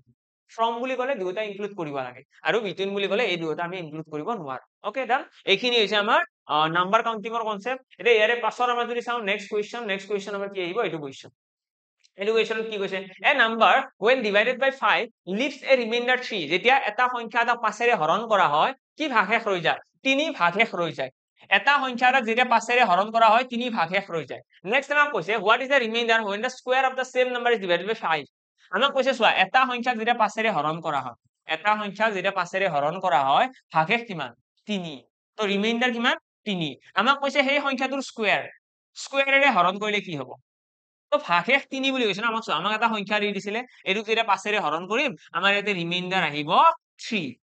ঠিক আছে নেক্সট আমাক কৈছে আমি যদি এই যেটো সংখ্যা আছে এটো যদি x স্কয়াৰ কৰি দিও তেতিয়া হলে 5ৰে হৰণ কৰিলে কি হ'ব যদি এনেকুৱা কোৱেশ্চন আহে তোমালোকে সিম্পলি কি কৰিবা আমাক যদি স্কয়াৰ কৰাৰ কথা কয় আমাক যদি কিউব কৰাৰ কথা কয় আমি ৰিমাইন্ডাৰটোক স্কয়াৰ কৰিব লাগে ৰিমাইন্ডাৰটোক কিউব কৰিব লাগে অৰ্থাৎ মই যদি ইয়াতে 3 টোক স্কয়াৰ কৰি দিও কি হ'ব 3 3 গুণ 9 আৰু 9 তোমালোকে 5ৰে হৰণ কৰিলে কি আহিছে ভাগশেষ ইয়াতে তোমালোকৰ ৰিমাইন্ডাৰ আহিব 4 5ৰে হৰণ কৰি দিয়া 5 1 গুণ 5 4 এটা ৰৈ গৈছে হৈ গ'ল তো এইটো এপ্ৰোচ তোমালোকে ফলো কৰিবা যদি ৰিমাইন্ডাৰৰ লগত কোৱেশ্চন কেতিয়াবা দিয়ে যে ভাগশেষৰ লগত জড়িত কিবা দিছে সিম্পলি তোমালোকে আমাক ৰিমাইন্ডাৰ দিয়া থাকিব ন তো ৰিমাইন্ডাৰটো তোমালোকে স্কয়াৰ কৰিব লাগে কিউব কৰিব লাগে কিন্তু এই কনসেপ্টটো তেতিয়াহে ইউজ হ'ব যদিহে যিটো সংখ্যাৰে হৰণ কৰি আছো সেই হৰণ কৰা সংখ্যাটো একেটাই থাকে হৰণ কৰা সংখ্যাটো ইয়াতে চেঞ্জ হ'ব নোৱাৰে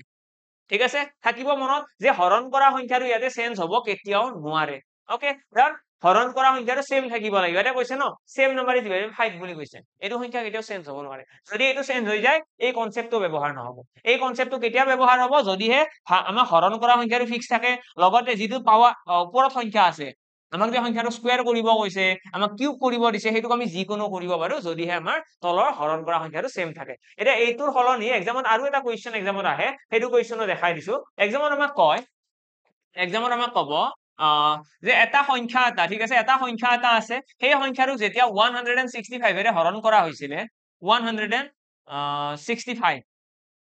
তো 165 এৰে যেতিয়া হৰণ কৰা হৈছিলে তেতিয়া ভাগশেষ পোৱা গৈছে 97 এটা সংখ্যা এটা আছে ঠিক আছে সেই সংখ্যাটো যেতিয়া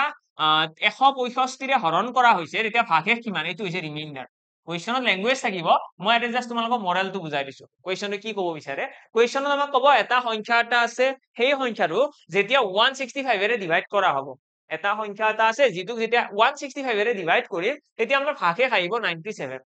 আমাক ক'ব যদি সেই একেটা সংখ্যা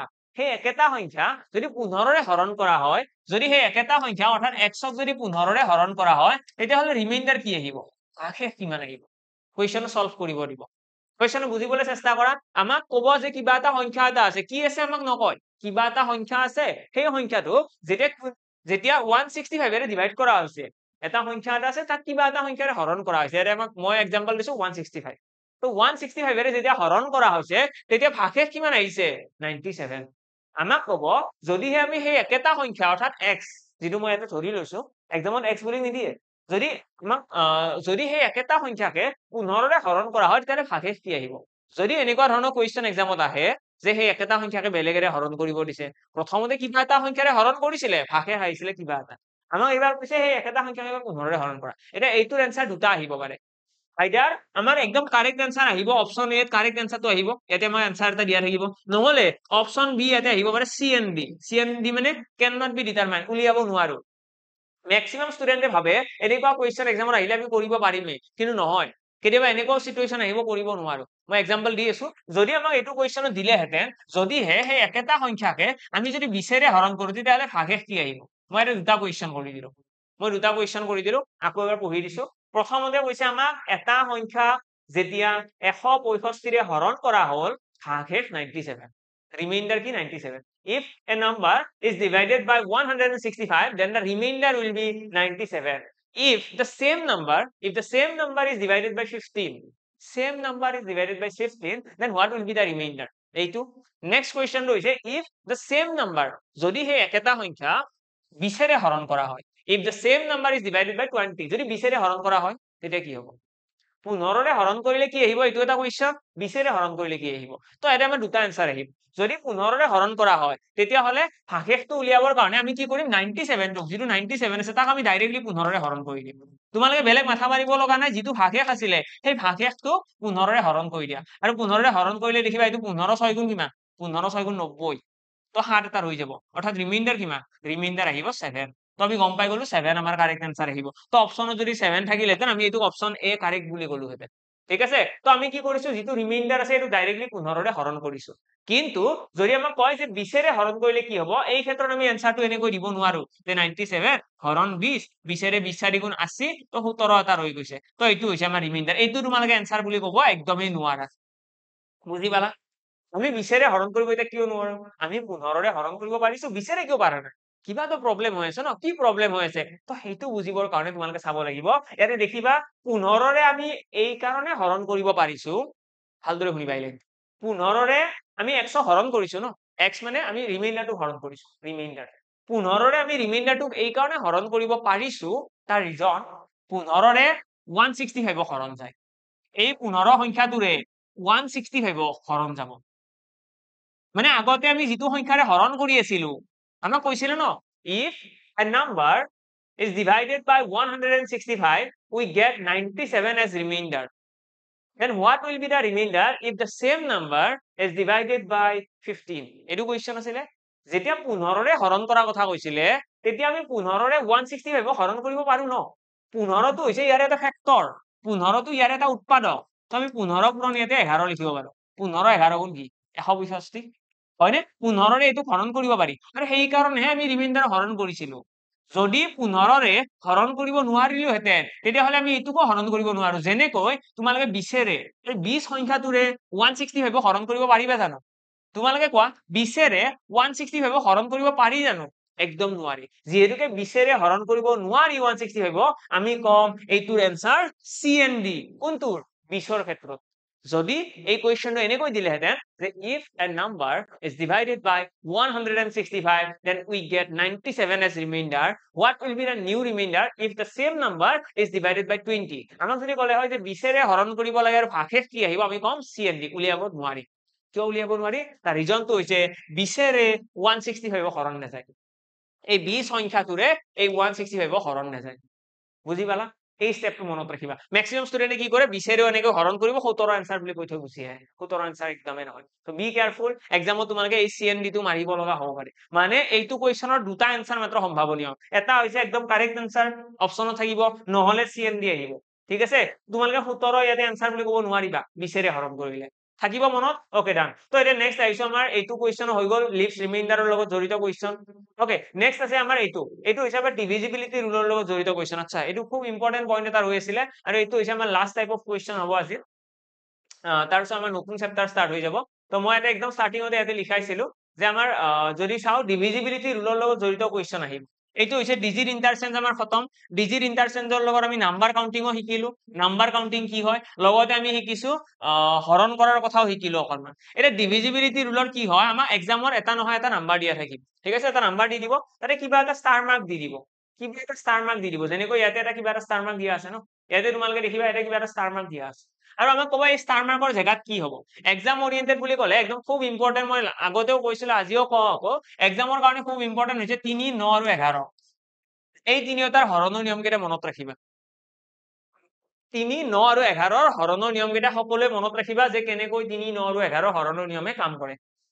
এটা আমাক ইয়াতে এটা সংখ্যা এটা দিয়া আছে এতে দিয়া আছে 5432 ষ্টাৰ দিয়া আছে আৰু লগতে দিয়া আছে 7 এতিয়া আমাক কৈছে এই যিটো সংখ্যা আছে এটোক যদি 9 ৰে হৰণ কৰি দিয়া হয় এই সংখ্যাটোক যদি 9 ৰে হৰণ কৰি দিয়া হয় তেতিয়া হলে ষ্টাৰ মাৰ্কৰ জায়গাত কি আহিব আমি সকলোৱে জানো যদি এটা সংখ্যা এটা 9 ৰে হৰণ কৰিব লগা হয় তেতিয়া হলে এই যিকেইটা অংক আছে অংককেইটাৰ যোগফল কি হ'ব লাগিব যদি এটা সংখ্যা 9 ৰে হৰণ কৰিব লগা হয় তেতিয়া হলে অংককেইটাৰ যোগফল সদায়ে 9 ৰ গুণিত হ'ব লাগিব অৰ্থাৎ মই যদি ইয়াতে যোগ কৰি দিও কি হ'ব 5 4 9 10 11 12 13 14 14 ৰ লগত 7 যোগ কৰিলে 21 অৰ্থাৎ 21 যোগ ইয়াতে ষ্টাৰ এটা আছে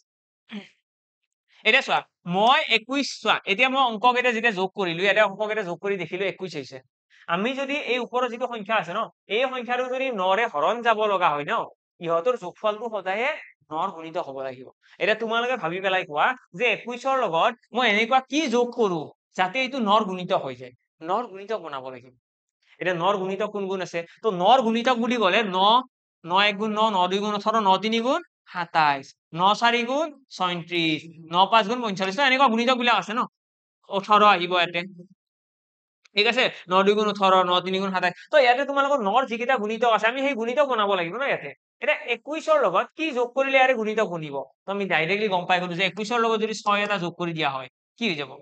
27 হৈ যাব অৰ্থাৎ কাৰেক্ট आंसर হৈ যাব আমাৰ 6 অৰ্থাৎ ষ্টাৰ মাৰ্কৰ জায়গাত আমি কি লিখিব লাগিব ষ্টাৰ মাৰ্কৰ জায়গাত আমি ৰাখিব লাগিব 6 সো দ্যাট আমাৰ 27 বনি যাব আৰু 27 হলে কি হ'ব 9 ৰে এই গোটেই সংখ্যাটো হৰণ গুচি যাব 9 ৰে হৰণ যোৱাৰ ৰুল আছে ন 9 ৰে হৰণ যাব লগা হলে অংককেইটাৰ যোগফল কি হ'ব লাগিব 9 ৰে হৰণ যাব লাগিব এটা অংককেইটাৰ যোগফল আমি কিমান পাইছো 21 তাতে 21 ৰ লগত কি যোগ কৰিম যাতে আমাৰ কি আহে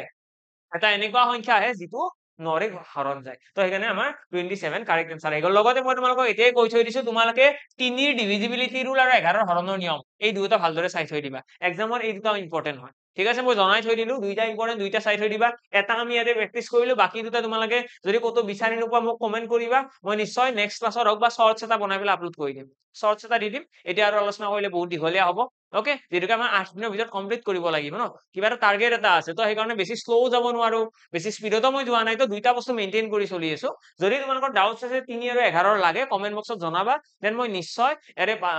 ক্লাছটোৰ পাছত আমি নেক্সট দিনা ক্লাছ কৰিম তাতে মই এটা শৰ্টছ এটা আপলোড দি দিম ঠিক আছে শৰ্টছটো মই মোৰ টেলিগ্ৰাম চেনেলত শ্বেয়াৰ কৰি দিম যদি কোনোবাই নতুনকৈ ভিডিঅ'টো চাই আছে তোমালোকে মোৰ টেলিগ্ৰাম চেনেলটো জইন কৰি ৰাখিবা মেথছ বাই নিৰ্মল ছাৰ মই যিমানখিনি ক্লাছ কৰো মোৰ ক্লাছ গোটেইখিনি মই টেলিগ্ৰাম চেনেলটোত আপলোড কৰো সো তোমালোকে ক্লাছবিলাক ইনষ্টেন্টলি গম পাই যোৱা মেথছ বাই নিৰ্মল ছাৰ বুলি আছে টেলিগ্ৰামত জইন কৰি ৰাখি থৈ দিবা এভৰি ক্লাছ যেতিয়া আপলোড হ'ব ইউটিউবত মই লগে লগে টেলিগ্ৰামত শ্বেয়াৰ কৰি দিওঁ সো তোমালোকে গম পাই যাবা লগতে যিটো শৰ্টছৰ কথা ক'লো সেই শৰ্টছটো মই তাতে দি দিম লিংকটো শ্বেয়াৰ কৰি দিম okay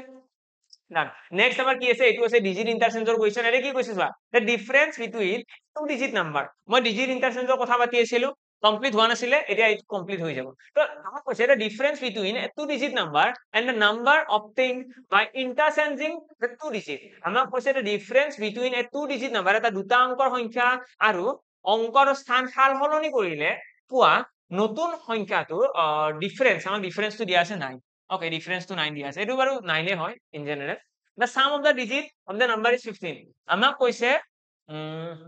the difference between two digit number and the number obtained by interchanging the two digit of the number is 9 okay তো আমাক কৈছে যে এটা সংখ্যা এটা আছিল এটা সংখ্যা xy ইয়াৰে কি কৰিছে জেগা হাল সলনি কৰিছে জেগা হাল সলনি মানে yx জেগা হাল সলনি কৰিছে ন আৰু হাল সলনি কৰাৰ পাছত ইহতৰ মাজত পাৰ্থক্য কিমান পাৰ্থক্য হৈছে 9 ইহতৰ মাজত পাৰ্থক্য 9 আৰু লগতে আমাক কি কৈছে the sum of the digit of the number is 15 আমাক কৈছে এই যে অংক দুটা আছে ইহতৰ যোগফল কিমান অংক দুটাৰ যোগফল সবাৰে কোৱেশ্চন বুজিবলৈ চেষ্টা কৰা অংক দুটাৰ যোগফল 15 মই তোমালোকক এতিয়ালৈকে যিখিনি কনসেপ্ট দিছিলো সেই কনসেপ্ট খিনিৰ পৰা এতিয়ালৈকে হয়তো তোমালোকে বুজি পোৱা নাছিলা যে আনসাৰ কেনেকৈ উলিয়াব লাগে সেই কনসেপ্ট খিনি ইউজ কৰি তো এতিয়া আমি সেই কনসেপ্ট খিনি ইউজ কৰিব শিকিম এই আমাৰ যি টুলটো আছে যিখিনি বস্তু আমি শিকিছিলো সেইখিনি ইউজ কৰিব ইয়াতে আমি শিকিম তাত আমি কি কনসেপ্ট শিকিছিলো যেতিয়া এটা দুটা অংকৰ সংখ্যা এটা থাকে সেই সংখ্যাটোৰ যদি জেগা হাল সলনি কৰো তেতিয়াহলে কি হয় জেগা হাল সলনি কৰিলে তাৰ যিটো যোগফল আহিব নতুন সংখ্যাটো আৰু পুৰণি সংখ্যাটো ইহঁতক যদি যোগ কৰি দিও তেতিয়া কি আহিব 11 ৰ গুণিতক আছিলে 11 ৰ গুণিতক তোমালোকৰো আহিছিলে 11 গুণিতক ঠিক তেনেদৰে যিটো নতুন এটা সংখ্যা আছিলে হাল সলনি কৰি এটা সংখ্যা পাইছিলো ইহঁতৰ পাৰ্থক্য কিমান আছিলে ইহঁতৰ ডিফাৰেন্সটো আছিলে 9 ৰ গুণিতক আছিলে তোমালোকৰো আহিছিলে 9 ৰ গুণিতক মোৰো আহিছিলে 9 ৰ গুণিতক ওকে এটা ইয়াতে আমাৰ 9 ৰ গুণিতক আৰু 11 ৰ গুণিতক ইয়াৰ ইউজ ক'ত আছে তো ইউজ আছে ইয়াতে কেনেকৈ চোৱা ইয়াতে অংক দুটা আছে হাল সলনি কৰিছে পাৰ্থক্য কিমান আহিছে পাৰ্থক্য 9 পাৰ্থক্যটো আছে কাৰ গুণিতক যিটো ডিফাৰেন্স আছে এই ডিফাৰেন্সটো কাৰ গুণিতক 9 ৰ গুণিতক মানে এইটো কিহৰ গুণিতক এইটো 9 ৰ গুণিতক তো এইটো কিমান নম্বৰ গুণিতক 9 ৰ যেনেকৈ মোৰ আহিছিলে 4 নম্বৰ গুণিতক 9 4 গুণ 34 তোমাৰ হয়তো আহিছিলে 5 নম্বৰ গুণিতক 7 নম্বৰ গুণিতক তো এনেকৈ 9 ৰ গুণিতক আহিব ন তো এইটো 9 ৰ গুণিতক এইটো কিমান নম্বৰ এইটো হৈছে 1 নম্বৰ গুণিতক এইটো 9 ৰ 1 নম্বৰ গুণিতক তো যিকোনো দুটা সংখ্যাৰ যিটো পাৰ্থক্য থাকিব স্থান সাল সলনি কৰাৰ পাছত ডিসপ্লেসমেন্ট হোৱাৰ পাছত তো সেই পাৰ্থক্যটো সদায় 9 ৰ গুণিতক হ'ব তো এতিয়া ইয়াতে দেখিছো 9 ৰ 1 নম্বৰ গুণিতক 9 ৰ 1 নম্বৰ গুণিতক মানে অংক দুটাৰ পাৰ্থক্য কিমান হ'বনো ইয়াতে ডিফাৰেন্স মানে অংক দুটাৰ পাৰ্থক্য ন মানে x আৰু y ইহঁতৰ মাজত পাৰ্থক্য কিমান তো মই এনেকৈ ক'ব পাৰো যে x - y x - y 1 কিবা ভুল কৈ আছো মই একোতো ভুল হোৱা নাই হয় নে তো ইয়াৰে পৰা আমি ডাইৰেক্টলি x - y উলিয়াব পাৰিম নে নাই নিশ্চয় পাৰিম যেনেকৈ ইয়াতে 9 ৰ 1 নম্বৰ গুণিতক ডাইৰেক্টলি কম x - y 1 এটা চোৱা এইটো এটা ইকুৱেশন x - y 1 এইটো হৈছে এটা ইকুৱেশন এটা ইয়াৰে পৰা তোমালোকে ইকুৱেশন দুটাও সলভ কৰিব পাৰিবা তেতিয়াও এনসাৰ আহিব যদি তোমালোকে ইকুৱেশন সলভ নকৰি কমন সেন্স লগাব বিচৰা কমন সেন্স লগালেও কথা নাই ঠিক আছে আমাক কি কৈছে what is the product of the two digit number আমাক কৈছে x আৰু y পূৰণফল মানে এই অংক দুটাৰ পূৰণফল উলিয়াব দিছে তো তাৰ কাৰণে তোমালোকে যদি ইকুৱেশন দুটা সলভ কৰিব বিচৰা এইটো ইকুৱেশন আৰু এইটো ইকুৱেশন যোগ কৰি দিয়া 1 যোগ 2 কৰিলে কি দেখিবা twice x equal 16 x equal আহি গল 8 ঠিক তেনেদৰে y equal কি আহিব এটা চোৱা x ৰ ভ্যালুটো হৈছে 8 8 নটো 8 হলে y টো এপিনে লৈ যাবা y টো এপিনে আহিলে প্লাস হৈ যাব x টো এপিনে আহিলে মাইনাস অৰ্থাৎ x - 1 এটা ইয়াতে 8 বিয়োগ 1 কৰিলে কি আহিব 7 আহি গল মানে এটা সংখ্যা 7 এটা সংখ্যা 8 আৰু ইহতৰ পূৰণফল কিমান 7 8 গুণ 7 আৰু 8 পূৰণ কৰিলে কি হয় 7 8 গুণ 56 এতিয়া কথাটো হল এক্সামত মই এতিয়া এইখিনি বুজি পোৱা নাই সাপোজ তোমালোকৰ কোনোবা এজন আছে যোনে এইখিনি বুজি পোৱা নাই যে কেনেকৈ সলভ কৰে এইবিলাক x y কেনেকৈ সলভ হল এইখিনি বুজি নাপালো তো তোমালোকে কি কৰিবা কমন সেন্স ইউজ কৰিবা কমন সেন্স কেনেকুৱা আমাৰ এনেকুৱা তোমালোকে সংখ্যাবিলাক ভাবা যাৰ অংক দুটাৰ পাৰ্থক্য 1 এনেকুৱা সংখ্যাৰ এক্সাম্পল দি আছো মোক অংক দুটাৰ পাৰ্থক্য 1 এক্সাম্পল কি হ'ব ইয়াতে মই দি আছো দেই মই 9 ৰ পৰা আৰম্ভ কৰিছো যদি প্ৰথম অংকটো 9 হয় দ্বিতীয় অংকটো মই কি ৰাখিম যাতে ইহতৰ পাৰ্থক্য 1 হয় ভাবাচোন দ্বিতীয় অংকটো মই কি ৰাখিম 8 কাৰণ 9 ৰ পৰা 8 গলে কি থাকিব 1 9 টো মই কমাই দিলো এবাৰ 8 কৰি দিলো 9 জায়গাত এবাৰ 8 লিখিছো ইয়াতে কি লিখিম ইয়াতে 7 টেকনিকটো বুজি পালা কেনেকুৱা সংখ্যাবিলাক ভাবিলো আমি আমাৰ মুঠতে ইয়াতে মই যিমান সংখ্যা লিখিম সেই গোটেইকেইটা সংখ্যাৰ মাজৰ পাৰ্থক্য কি হ'ব লাগিব 1 হ'ব লাগিব তাৰপিছত মই 7 লিখিছো ইয়াতে 6 লিখিম 7 ৰ পৰা 6 গলেও 1 দেন মই ইয়াতে 6 লিখিলে ইয়াতে 5 লিখিম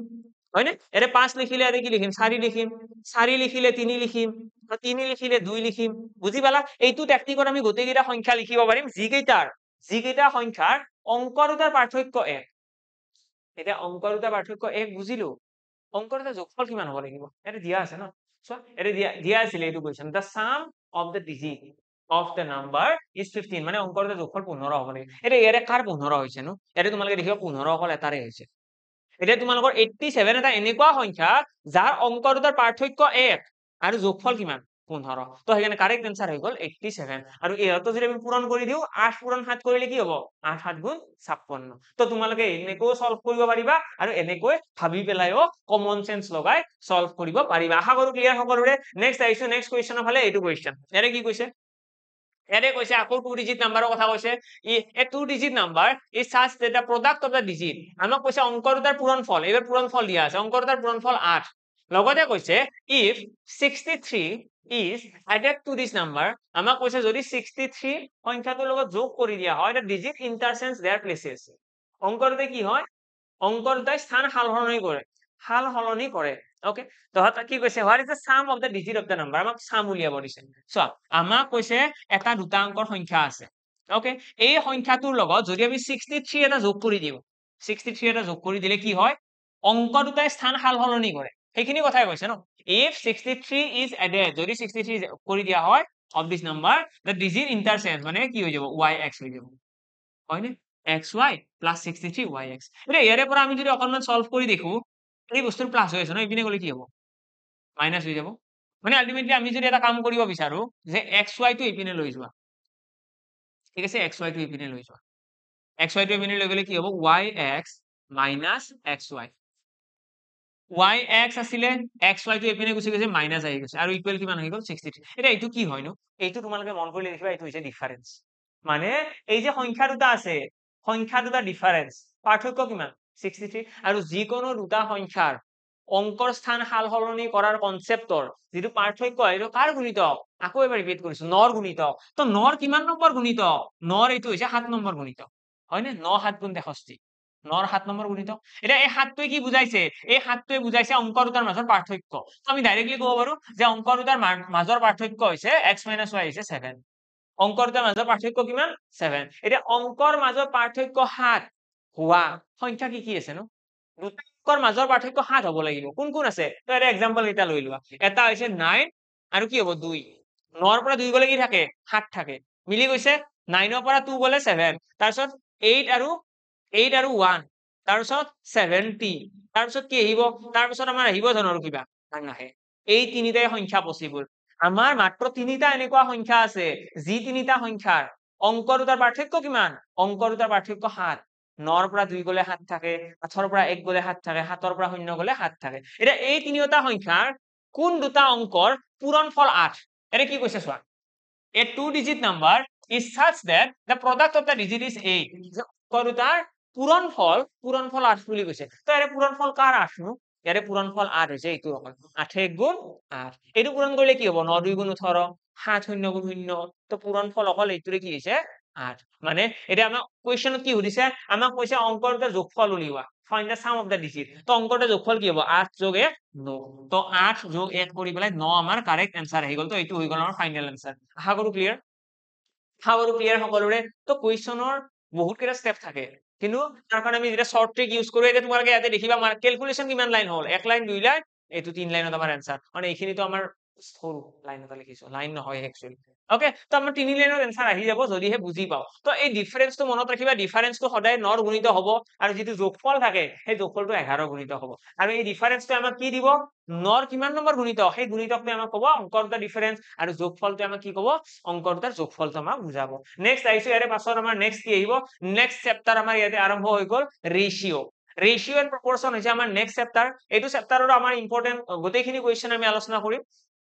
এতিয়া আমাৰ একচুৱেলি কি হয় মই ইয়াতে জনাই দিওঁ, যিহেতুকে এটা চেপ্টাৰ কমপ্লিট হ'ল। নাম্বাৰ চিষ্টেম চেপ্টাৰটো সঁচাকৈ বহুত দীঘল হয়, বহুত ডাঙৰ চেপ্টাৰ হয়। তাত বহুত কেইটা সৰু সৰু কনচেপ্ট আছে। এনেইতো নাম্বাৰ চিষ্টেম বহুত সহজ, কিন্তু তোমালোকে আজি দেখিলাই তাত কিমানখিনি বস্তু আছে। মই যদিও যিমানে মই স্পীডত যাব ট্ৰাই কৰিছো, যাব পৰা নাই, শেষ কৰি আনিব পৰা নাই, তেনেকুৱা ন। তো আৰু যদি আমি যেতিয়া ফাউণ্ডেশ্যনত পঢ়া হয়, যেতিয়া আমি ফাউণ্ডেশ্যন কোৰ্চ এটা জইন কৰো বা একদম বেছিক বেছিক কথাবিলাক পঢ়িব ষ্টাৰ্ট কৰো, আমাৰ বেছি টাইম লাগি যায়। হয়তো এণ্ড অফ দ্য ষ্টৰী আমাৰ স্পীড বহুত বেছি ইনক্ৰিজ হৈ যায়। আমি ইমানে স্পীডত কুৱেশ্যন সলভ কৰিব পাৰো, কাৰণ গোটেইখিনি কনচেপ্ট ক্লিয়াৰ থাকে ন। সব সৰু সৰু কনচেপ্ট বিলাক ক্লিয়াৰ থাকে। তো সেইকাৰণে বেছি স্পীডত কৰিব পাৰো, কিন্তু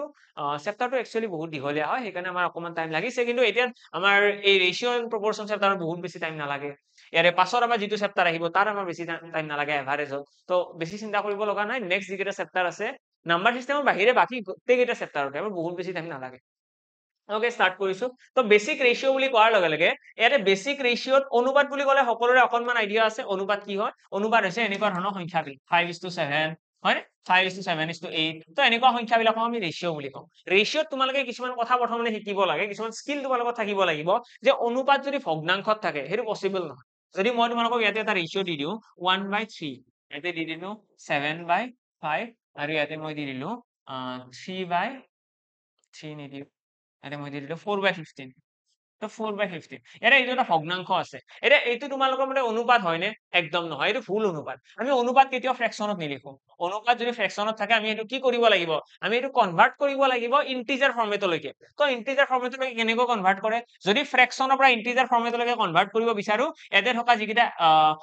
ডিনমিনেটৰ আছে, এই ডিনমিনেটৰ কেইটা আমি এলচিএম ল'ব লাগিব। অৰ্থাৎ 3, 5 and 15। তো 3, 5 আৰু 15ৰ আমি লসাগু ল'ব লাগিব। লসাগু কিমান আহিব? তো এলচিএম আহিব ইয়াতে আমাৰ 15। তো সেই 15টো আমি ইয়াতে পূৰণ কৰি দিম। ইয়াতে যদি 15টো পূৰণ কৰি দিওঁ কি আহিব? ইয়াতে যদি 15টো পূৰণ কৰি দিওঁ, 3ৰে এইটো কাটি দিয়া 5 বাৰ গ'ল, দেন 5ৰে এইটো কাটি দিয়া, ইয়াতে যদি 15 এটা পূৰণ কৰি দিওঁ, 5 3 গুণ 15, 5ৰে এইটো যাব 3 বাৰ, 7 3 গুণ কিমান? 21। ইয়াতে তোমালোকে আকৌ এটা 15 পূৰণ কৰি দিয়া, 15 পূৰণ হৈ গ'ল, ইয়াতে আহি গ'ল 4। মানে বেলেগ একো নাই, খুব চিম্পল হয়। আমি যিকোনো এটা সংখ্যা অনুপাতত কেতিয়াও ভগ্নাংশত লিখিব নোৱাৰো। যদিহে সি ভগ্নাংশত থাকে তাক আমি ইন্টিজাৰ ফৰ্মেটলৈকে কনভাৰ্ট কৰিব লাগিব। আৰু কেনেকৈ কনভাৰ্ট কৰে? তাৰ কাৰণে যিকেইটা ডিনমিনেটৰ আছে সিহঁতৰ এলচিএম ল'ব লাগে। এতিয়া এক্সামৰ একদম বেছিক লেভেলৰ কুৱেশ্যন কি হয়? এক্সামৰ একদম বেছিক লেভেলৰ কুৱেশ্যন বুলি ক'লে তোমালোকে মনত ৰাখিবা, এক্সামত আমাক পইচা ভগোৱাৰ কুৱেশ্যন এটা বৰ বেছিকৈ দিয়ে। আমাক ক'ব যে এজন মানুহৰ হাতত 10,000 টকা আছে। চাবা দেই, এজন মানুহৰ হাতত 10,000 টকা আছে আৰু এই টকা তুমি ভগাব লাগে। এতিয়া ভগাব যে দিব, তাত আমাক বহুত বেলেগ বেলেগ ৰেচিঅ' দিব। আমাক ক'ব হাফ ইজ টু ইয়াতে দি দিলে 3/5, এইটো অনুপাতত ভগাব লাগে। 2 নম্বৰ কুৱেশ্যন 3:5:2, এইটো ৰেচিঅ'ত ভগাব লাগে। তাৰপিছত 3 নম্বৰ কুৱেশ্যন আমাক দিব, আমাক ক'ব আমি এই পইচাখিনি 10,000 টকাটো এ আৰু বিৰ মাজত এনেকৈ ভগাব লাগে যাতে এৰ 3/1 অংশ বিৰ 5/2 অংশৰ সমান। এ আৰু বিৰ মাজত এনেকৈ ভগাব লাগে যাতে এৰ বা 2/3 of A equal to 1/5 of B, 1/5 of B। এইটো কুৱেশ্যন। তো আমাৰ এক্সামত এনেকুৱা ধৰণৰ তিনিটা চিনাৰিও আহিব পাৰে। তো তিনিটা চিনাৰিওক আমি বেছিক লেভেলৰ কুৱেশ্যন বুলিয়ে কওঁ। তো আমাৰ এক্সামত ক'ব পাৰে যে এজন মানুহৰ হাতত ইমান টকা আছে, এই টকাখিনি তোমালোকে 1/2:3/5 এইটো ৰেচিঅ'ত ভগাব লাগে। নেক্সট তোমালোকক ক'ব পাৰে যে 10,000 টকা আছে, সেই টকাটো তিনিজন মানুহৰ মাজত 3:5:2 এইটো ৰেচিঅ'ত ভগাব লাগে। 3 নম্বৰ কুৱেশ্যন যে আমাক ক'ব পাৰে যে 10,000 rupees divided among two person that 2/3 of A is equal to 1/5 of B। এইটো কুৱেশ্যন হ'ব পাৰে যে আমাক এনেকৈ ভগোৱা হ'ল 10,000 টকা এটা 3/2 অংশ বিৰ 5/1 অংশৰ সমান। ঠিক আছে? তো এক্সামত এনেকুৱা তিনিটা চিনাৰিও হ'ব পাৰে। তো তোমালোকে তিনিওটা চিনাৰিওৰ পৰা সলভ কৰিব জানিব লাগে। এইটো আলটিমেটলি কি হয়? এইটো হৈছে পইচা ভগোৱা কুৱেশ্যন। ৰেচিঅ'ত আমি কওঁ এইটো পইচা ভগোৱা কুৱেশ্যন, যিটো খুব বেছিকৈ এক্সামত আহি থাকে, খুব বেছিকৈ। আমি যিকোনো এটা এক্সামত যদি প্ৰিভিয়াছ ইয়াৰ্ছৰ কুৱেশ্যন এখন চাওঁ, তাত এনেকুৱা ধৰণৰ এটা নহয় এটা কুৱেশ্যন দেখা পাওঁৱেই। তো ইয়াতে আমি কি কৰিব লাগে? চিম্পলি প্ৰথমতে ৰেচিঅ'টো ধুনীয়াকৈ ডিকোড কৰিব লাগে। এতিয়া ইয়াতে তোমালোকে দেখিবা এইটো হৈছে ভগ্নাংশত আছে। ভগ্নাংশত অনুপাত কেতিয়াও পচিবল নহয়। তো তোমালোকে প্ৰথমতে এইটো কি কৰিব লাগে? ভগ্নাংশৰ পৰা গোটা সংখ্যালৈকে কনভাৰ্ট কৰি লোৱা। তো এইটো আমি কি কৰিব পাৰো? এইটো আমি কৰি দিলো। ওকে, কিবা মিলাকৈ বনাব পাৰিলে ভাল আছিলে ন 2a দি দিলো ঠিক আছে 2 দি দিলে হ'ব জানো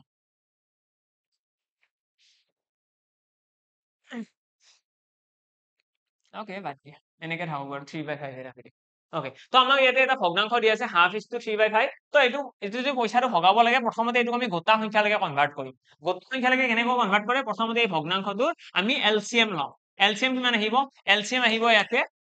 2 আৰু 5ৰ লসাগু কিমান 2 আৰু 5ৰ লসাগু আহিব আমাৰ 10 তো সেই 10টো তোমালোকে ইয়াতেও পূৰণ কৰি দিয়া ইয়াতেও পূৰণ কৰি দিয়া এতিয়া কি হ'ব 2 ৰে এইটো কাটি দিয়া 5 বাৰ মানে ইয়াতে আহি গ'ল 5 ঠিক তেনেদৰে 5 ৰে এইটো কাটি দিয়া দুবাৰ তো এটা আহি গ'ল 6 তো আমাৰ ফাইনালি অনুপাত আহি গ'ল 5:6 তো 5:6 আমি এই 10,000 টকাটো ভগাই দিব লাগে ঠিক আছে 5:6 10,000 টকাটো ভগাব লাগে তাৰ কাৰণে কি কৰিম আমি ধৰি লম যে প্ৰথম মানুহজনে পাইছে 5x rupees প্ৰথম মানুহজনে পাব 5x টকা দ্বিতীয় মানুহজনে পাব 6x টকা ঠিক আছে এতিয়া এই দুয়োটা যোগ কৰিলে কাৰ সমান হ'ব লাগে 10,000 ৰ সমান হ'ব লাগে ভগাব লাগে ন তো ভগোৱা কুৱেশ্যনটো সলভ কৰাৰ টেকনিকটো খুব ধুনীয়া আমি জাস্ট x এটা লগাব লাগে লগালে আমি অৰিজিনেল নাম্বাৰ পাম এতিয়া ইহত দুটাৰ যোগফলটো 10,000 ৰ সমান ইয়াৰে পৰা তোমালোকে দেখিবা 11x ইকুৱেল আহি গ'ল 10,000 এটা কাম কৰিলা ক্যালকুলেশনটো ইজি বনাই লবা এইটো 11,000 বনাই দিয়া এই কুৱেশ্যন নকৰিবা কিয় 11,000 হল মই জাস্ট ক্যালকুলেশনটো ইজি কৰাৰ কাৰণে পইচাৰ পৰিমাণটো বঢ়াই দিছো অলপ মানে 11,000 কৰি দিছো এটা x ইকুৱেল আমাৰ ইয়াতে আহি যাব 1,000 x ইকুৱেল 1,000 আহি গ'ল তাৰে পৰা আমি ডাইৰেক্টলি ক'ব পাৰিম যে প্ৰথম মানুহজনে পাব 5,000 টকা প্ৰথম মানুহজনে পাব 5,000 দ্বিতীয় মানুহজনে কিমান পাব দ্বিতীয় মানুহজনে পাব 6,000 টকা ঠিক আছে 11,000 টকাৰ 5,000 এজনে পালে 6,000 এজনে পালে টোটাল কিমান হৈ গ'ল টোটাল হৈ গ'ল আমাৰ 11,000 টকা দ্যাটস ইট এইখিনি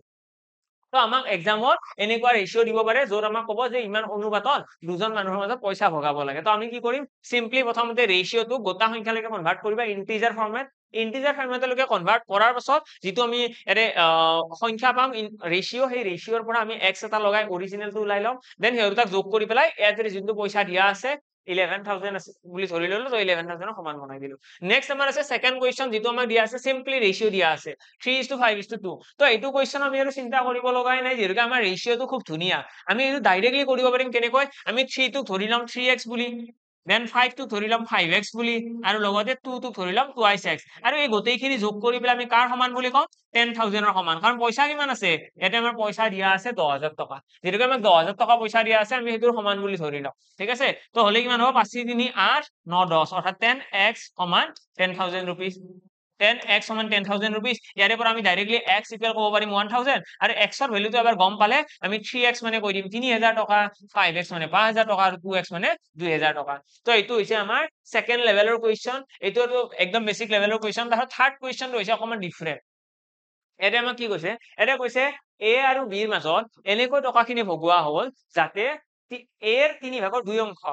ঠিক আছে 2/3 of a is equal to 1/5 of b এনেকৈ কোৱেশ্চন দিব 2/3 of a is equal to বুলি ক'ব কোৱেশ্চনত আমাক ইকুৱেল সাইনটো নিদিয়ে যে a certain amount of money distributed among two person এটা নিৰ্দিষ্ট পৰিমাণৰ পইচা a certain amount of money distributed among two person in the ratio distributed among two person that 2/3 of a is equal to 1/5 of b ঠিক আছে এনেকৈ কৈ দিব আমাক তো ইয়াৰে পৰা আমি ডাইৰেক্টলি ৰেশিও উলিয়াব জানিব লাগিব আমি ইয়াতে যিখিনি কথা কোৱা আছে তাৰ পৰা আমি অনুপাত উলিয়াব জানিব লাগিব কেনেকৈ অনুপাত উলাই তো এটা কৈছে 2/3 of a ন তো পূৰণ a সমান 1/5 of কি দিয়া আছে b দিয়া আছে ইয়াৰে পৰা তোমালোকে সিম্পলি কি কৰিব লাগে a by b উলিয়াব লাগে দ্যাটস ইট তো ইয়াৰে পৰা যদি a by b উলিয়াব বিচাৰো b টো ইপিনে আহিব ক্লিয়াৰ b টো ইপিনে আহিব এই 3 টো কি হ'ব ক্ৰস মাল্টিপ্লাই হলে ওপৰত গুচি যাব তো 3 আহি গ'ল ওপৰত দেন 2 টো যাব তলত অৰ্থাৎ 5 ৰ লগত 2 পূৰণ হলে 10 অৰ্থাৎ a আৰু b ৰ অনুপাত কিমান আহি গ'ল a অনুপাত b আমাৰ আহি গ'ল 3:10 আশা কৰো ক্লিয়াৰ তো a আৰু b ৰ অনুপাত আহি গ'ল 3:10 যদি আমাক কোৱেশ্চনত কৈ দিয়ে যে পইচা আমি কিমান ভগাব লাগে পইচা আছে 13,000 টকা তো 13,000 টকা যদি আমাক ভগাব দিয়ে আমি খুব ধুনীয়াকৈ ভগাব পাৰিম আমি ক'ব পাৰিম যে a নাও মানুহজনে পাব 3x টকা b এ পাব 10x টকা b এ কিমান পইচা পাব b এ পইচা পাব আমাৰ 10x টকা তো এই দুটা যদি আমি ৰেশিও যোগ কৰি দিও আমাৰ কিমান হ'ব 13,000 ৰ সমান হ'ব আৰু ইয়াৰে পৰা আমি উলিয়াব পাৰিম 13x is equal 13,000 যোৰ পৰা আমি উলিয়াব পাৰিম x ইকুৱেল কিমান আহি গ'ল x ইকুৱেল আহি গ'ল 1,000 অৰ্থাৎ ইয়াৰে পৰা বাকিখিনি খুব ইজি বাকিখিনি কেনেকৈ উলিয়াম তোমালোকে x ৰ ভ্যালুটো এবাৰ 3 ৰ লগত পূৰণ কৰি দিয়া 3,000 টকা 10 ৰ লগত পূৰণ কৰি দিয়া 10,000 টকা মানে a নাও মানুহজনে পাব 3,000 টকা b এ পাব 10,000 টকা আশা কৰো ক্লিয়াৰ তো এক্সামত তোমালোকক যেনেকুৱা ধৰণৰ সিচুৱেচন নিদিও কিয় এনেকুৱা সিচুৱেচন দিব পাৰে তোমালোকক মই ল্যাঙ্গুৱেজৰ কথা কৈ দিলো যে এনেকুৱা ধৰণৰ তিনিটা সিচুৱেচন হ'ব পাৰে তিনিওটা সিচুৱেচনৰ কাৰণে এতিয়া তোমালোক হাজু এতিয়া ইয়াৰে পাছত নেক্সট আমাৰ কি আহিব নেক্সট আহিছো ইয়াতে আমাৰ কি আছিলে এটা আছিলে বেসিক ৰেশিও তাৰ পিছত আমাৰ আহিব investment related investment related question বিলাক বহুত ষ্টুডেন্টে টান পায় বহুত ষ্টুডেন্টে ইনভেষ্টমেন্টৰ কোৱেশ্চন বিলাক টান পায় এইটো হৈছে পাৰ্টনাৰশ্বিপৰ কোৱেশ্চন এক্সামত আহি থাকে দেই খুব ফ্ৰিকুৱেন্টলি কোৱেশ্চনটো আহে পাৰ্টনাৰশ্বিপৰ কোৱেশ্চন বেলেগকৈ কৰিব নাযাওঁ ৰেশিওতে খতম কৰিম চোৱা পাৰ্টনাৰশ্বিপৰ কোৱেশ্চনটো কেনেকুৱা হয় মই এটা কোৱেশ্চনৰ অকমান আইডিয়া দি দিছো আমাক এক্সামত ক'ব যে দুজন মানুহে এটা ব্যৱসায় ষ্টাৰ্ট কৰিছে এ আৰু বি এ এটা বিজনেছ ষ্টাৰ্ট কৰিছে ঠিক আছে বিজনেছত এ ইনভেষ্ট কৰিছে 15,000 টকা বি এ ইনভেষ্ট কৰিছে 20,000 টকা ওকে আৰু এক বছৰ পিছত আফটাৰ 1 ইয়াৰ এক বছৰ পাছত সিহঁতৰ লাভ হৈছে 50,000 টকা এতিয়া এই 50,000 টকা যে লাভ হৈছে এই লাভটোৰ কোনে কিমান টকা পাব ঠিক আছে কোৱেশ্চনটো বুজি পালা আমাক ক'ব এ এটা ব্যৱসায়ত ইনভেষ্ট কৰিছে 15,000 বি এ ইনভেষ্ট কৰিছে 20,000 আমাক ক'ব এক বছৰ পাছত সিহঁতৰ 50,000 টকা লাভ হৈছে তো এই লাভৰ কোনে কিমান টকা পাব লাভত কোনে কিমান টকা পাব যে লাভৰ এ কিমান টকা পাব বি এ কিমান টকা পাব প্ৰথম কোৱেশ্চন সেকেন্ড কোৱেশ্চন আমাৰ এক্সামত এনেকুৱা হ'ব পাৰে আমাক ডাইৰেক্টলি কৈ দিলে এটা কোৱেশ্চনত যে এটা ব্যৱসায় আছে তাতে এ ইনভেষ্ট কৰিছে 20,000 টকা এ ইনভেষ্ট কৰিছে 20,000 টকা ঠিক আছে বি কি কৰিছে বি ইনভেষ্ট কৰিছে ইয়াতে 30,000 টকা বি ইনভেষ্ট কৰিছে 30,000 টকা কিন্তু ফৰ 30,000 ফৰ 6 মান্থস 6 মাহৰ কাৰণে বি ইনভেষ্ট কৰিছে 6 মাহৰ কাৰণে আৰু এক বছৰ পাছত সিহঁতৰ প্ৰফিট হৈছে 40,000 টকা প্ৰফিট হৈছে 40,000 টকা এটা কোৱেশ্চনটো হৈছে 40,000 ৰুপিসটো কেনেকৈ ভগাব ইহঁতে এ কিমান টকা পাব লাভটোৰ বি এ কিমান টকা পাব লাভৰ ঠিক আছে এইটো হৈছে কোৱেশ্চনটো এক্সামত তোমালোকে এই দুটা সিনাৰিও দেখা হ'ব পাৰা এটা কোৱেশ্চনত আমাক ক'ব যে এ নামৰ মানুহ এজনে এটা ব্যৱসায়ত ইমান টকা ইনভেষ্ট কৰিছে বি এটা ব্যৱসায়ত ইমান টকা ইনভেষ্ট কৰিছে সেকেন্ড পইণ্টটো আমাক ক'ব যদিহে এক বছৰ পাছত 50,000 টকা লাভ হৈছে তো লাভৰ কোনে কিমান টকা হ'ব যদি এনেকুৱা ধৰণৰ কোৱেশ্চন আহে লাভৰ কোনে কিমান টকা হ'ব তোমালোকে এই যোনটো ইনভেষ্টমেন্ট ৰিলেটেড কোৱেশ্চন আছে এটা ব্যৱসায়ত কোনোবাই ইনভেষ্ট কৰিছে কিবা কৰিছে ইয়াতে আমাক most of the time maximum chance আছে এক্সামত প্ৰফিট উলিয়াব দিব আমাক প্ৰফিটৰ কথা ক'ব যে ই ইমান টকা প্ৰফিট পাইছে ই ইমান টকা প্ৰফিট পাইছে কোনে কিমান টকা প্ৰফিট পাইছে দ্যাটস ইট ঠিক আছে এটা কোনে কিমান টকা প্ৰফিট পাইছে এইটো কৰিবলৈ হলে সেইটো এক্স্যাক্টলি জানিবলৈ হলে আমি কি কৰিম আমি সিম্পলি আমি ইহঁতৰ প্ৰফিটৰ ৰেশিওটো উলিয়াব লাগিব মানে প্ৰফিট অফ এ মানে এ নামৰ মানুহজনে কিমান টকা প্ৰফিট পাব আৰু প্ৰফিট অফ বি বি নামৰ মানুহজনে কিমান টকা প্ৰফিট পাব ঠিক আছে তো প্ৰফিটৰ আমি অনুপাত উলিয়াব লাগিব আৰু অনুপাত কেনেকৈ উলিয়াব অনুপাত উলিওৱাৰ টেকনিকটো হৈছে আমি ইয়াতে এটা ভগ্নাংশ লিখিম অনুপাত উলিওৱা চোৱা ওপৰত লিখিছো মই প্ৰফিট অফ এ তলত কি লিখিছো প্ৰফিট অফ বি এ কিমান টকা প্ৰফিট হ'ব বি কিমান টকা প্ৰফিট হ'ব ঠিক আছে এতিয়া ইয়াতে আমি লিখিব লাগে কোনে কিমান টকা ইনভেষ্ট কৰিলে আৰু কিমান টাইমৰ কাৰণে দ্যাটস ইট মনত থাকিব investment into time equal profit ইয়াতে এটা ফৰ্মুলা এটা মই লিখি দিছো আমাৰ ইয়াতে এটা ফৰ্মুলা আহিব একদম ওপৰত লিখি দিছো চোৱা এইটো হৈছে formula investment into time equal কি আহিব প্ৰফিট আহিব ঠিক আছে এই ফৰ্মুলাটো ইম্পৰ্টেন্ট হয় ইনভেষ্টমেন্ট আৰু টাইম ইকুৱেল প্ৰফিট মানে ইয়াতে যদি মই প্ৰফিট উলিয়াব লাগে প্ৰফিট উলিয়াবৰ কাৰণে ইয়াতে কি কৰিব লাগিব ইনভেষ্টমেন্ট ইনটু টাইম কৰিব লাগিব এতিয়া ইয়াতে চোৱা এ কিমান টকা ইনভেষ্ট কৰিছে এ ইনভেষ্ট কৰিছে 15,000 টকা এ কিমান টকা ইনভেষ্ট কৰিছে 15,000 টকা আৰু এই 15,000 টকাটো কিমান মাহৰ কাৰণে ইনভেষ্ট কৰিছে এক বছৰ চোৱা এক বছৰ পিছত লাভ আহিছে ন যিমান বছৰ পিছত লাভ আহিছে সিমানখিনি সময় ইনভেষ্ট কৰিছে মানে পুৰণ 12 মাহ এক বছৰ মানে 12 মাহ লিখিবা সদায় ওকে তাৰপিছত বি এ কিমান টকা ইনভেষ্ট কৰিছে বি ইনভেষ্ট কৰিছে 20,000 টকা কিমান মাহৰ কাৰণে বিও এক বছৰ ন তো বিও 12 মাহৰ কাৰণে ইনভেষ্ট কৰিছে এতিয়া তোমালোকে এইখিনি সলভ কৰিব লাগে সলভ কৰিলে তোমালোকে অনুপাতটো পাই যাবা 5 4 গুণ 20 5 3 গুণ 15 অৰ্থাৎ 3/4 তো এইটো অনুপাতত 3:4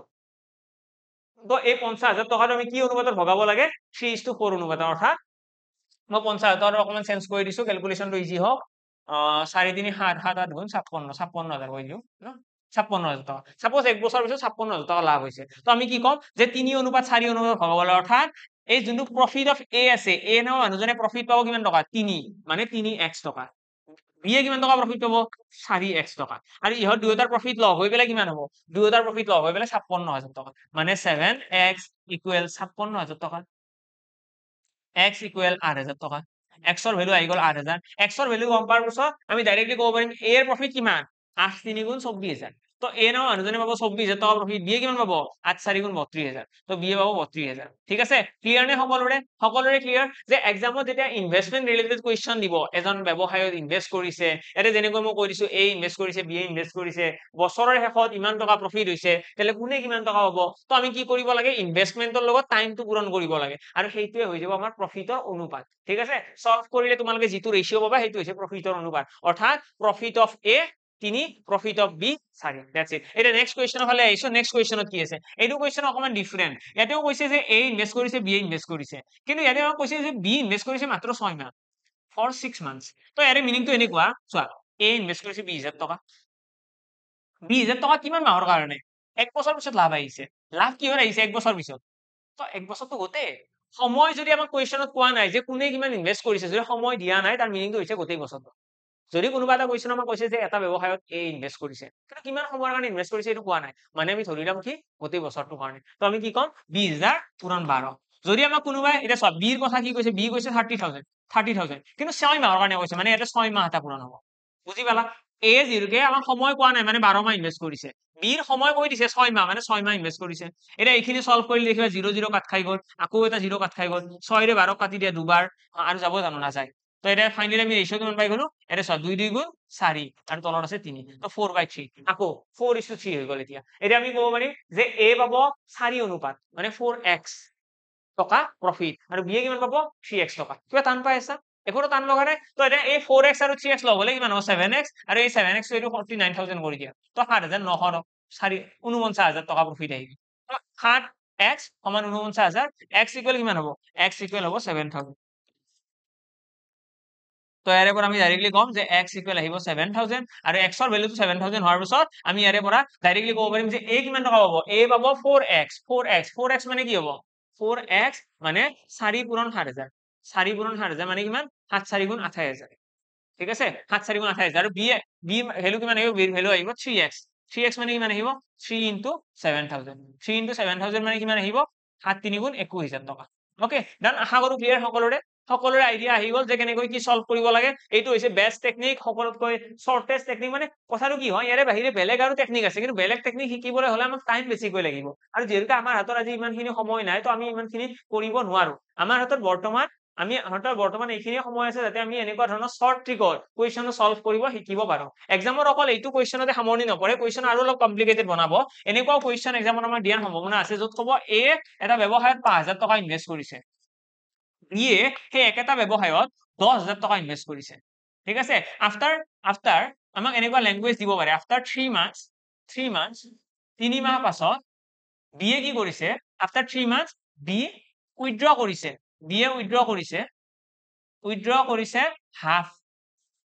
হাফ অফ হিজ মানি আধা পইচা মই কুৱেশ্যনৰ ল্যাঙ্গুৱেজটো অকনমান লিখি দিছো বেছি লিখা নাই তোমালোকে বুজিবলৈ চেষ্টা কৰা যাব কি কুৱেশ্যন ক'ব বিচাৰিছে half of his money and A invested 10,000 more. A invested 10,000 more.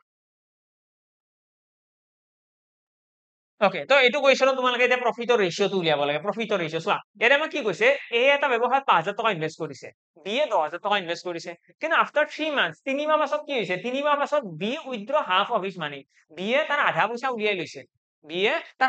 উলিয়াই লৈছে 3 মাহ পাছত আমাক এতিয়া কৈছে আৰু লগতে কি কৈছে এন্ড এ ইনভেস্টেড 10000 মোৰ এ কি কৰিছে 10000 টকা বেছি ইনভেস্ট কৰিছে তো ইয়াতে আমাক কৈছে প্ৰফিটৰ অনুপাত উলিয়াবা তো ইয়াতেও যদি প্ৰফিটৰ অনুপাত উলিয়াব লগা হয় আমি চোৱা এটা লাইন এটা ড্ৰ কৰিলো ওকে এটা লাইনটো আমি ইয়াতে লিখিম চোৱা প্ৰথমতে লিখিম মই এ তাৰপিছত লিখিম বি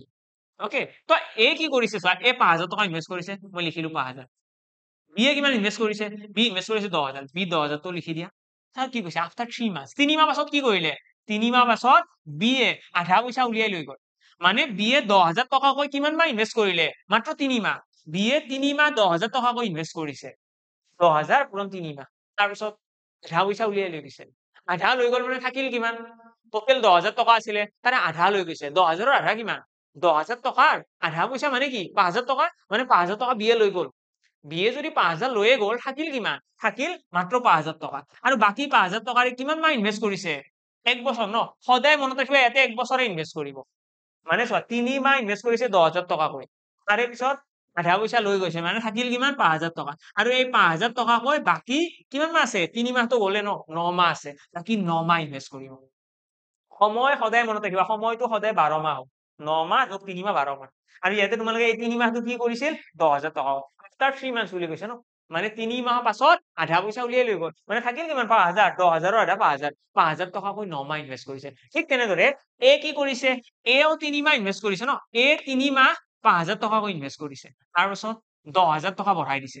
এতে লিখা আছে চোৱা এ ইনভেষ্টেড 10,000 মোৰ মানে 10,000 টকা বেছি তো এৰ এতিয়া বৰ্তমান কিমান হ'ল চোৱা আগতে 5,000 আছিলে এতিয়া 10,000 বঢ়াই দিছে মানে 15,000 এ বৰ্তমান 15,000 কৈ ইনভেষ্ট কৰিছে তো 15,000 কৈ কিমান মাহ 9 মাহ এতিয়া তোমালোকে এইখিনি সলভ কৰিব লাগে ইয়াতে মই যিখিনি লিখা আছে সলভ কৰি তোমালোকৰ ডাইৰেক্টলি এ আৰু বিৰ প্ৰফিটৰ ৰেশিওটো ওলাই আহিব যে কোনে কিমান টকা প্ৰফিট পাব কি অনুপাতত প্ৰফিটটো ভগোৱা হ'ব এইখিনি ওলাই আহিব এক্সামত তোমালোকক এনেকুৱা ধৰণৰ লেংগুৱেজ দিব লগতে ক'ব যে বছৰৰ শেষত কিমান টকা লাভ হৈছে হয়তো বছৰৰ শেষত তোমালোকৰ 1 লাখ টকা লাভ পাব পাৰে 50,000 ক'ব পাৰে 60,000 ক'ব পাৰে তো যিয়ে নকওঁ তো আমাক ইয়াতে কিবা এটা লাভ বুলি ক'ব সেই লাভটো তোমালোকে এই অনুপাতটোত ইয়াতে এইখিনি সলভ কৰিব বাকি আছে এইখিনি সলভ কৰি পেলাই যিটো ৰেশিও পাম সেই ৰেশিওটো আমি ভগাব লাগে দ্যাটস ইট কোৱেশ্চনৰ এনসাৰ আহি গ'ল আশা কৰো ক্লিয়াৰ ওকে ডান তো যদি কাৰোবাৰ কিবা ডাউটছ থাকে কমেন্ট বক্সত জনাবলৈ একদমই নাপাহৰিবা লগতে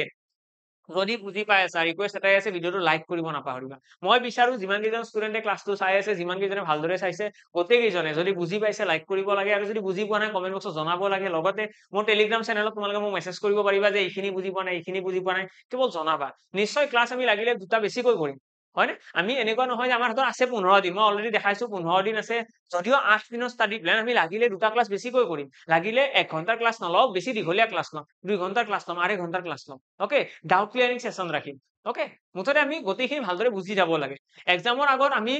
যেনেকৈ এপিএসসি নিচিনা ইমান ডাঙৰ এটা এক্সাম যেনেকৈ ক্লিয়াৰ কৰিবলৈ গৈ আছো ইয়েস কেইদিনমান আমি নুহুলেও একো প্ৰব্লেম নাই লাগিলে অকমান মোৰ বেছিকৈ কষ্ট হওক লাগিলে মই এটা ক্লাছ 3 ঘণ্টাৰ কৰি দিলো 4 ঘণ্টাৰ কৰি দিলো একো প্ৰব্লেম নাই মই আছো ৰেডি যদি তোমালোকে এক্সাইটেড নিশ্চয় কৰিম ওকে বাকি নেক্সট এইটো ক্লাছৰ এইটো কোৱেশ্চনৰ ফালে চালো এটা কি কৈছে the monthly income of two persons are in the ratio of ইমান এণ্ড ইমান আমাক দুজন মানুহৰ মান্থলি ইনকামৰ ৰেশিও দিয়া আছে মই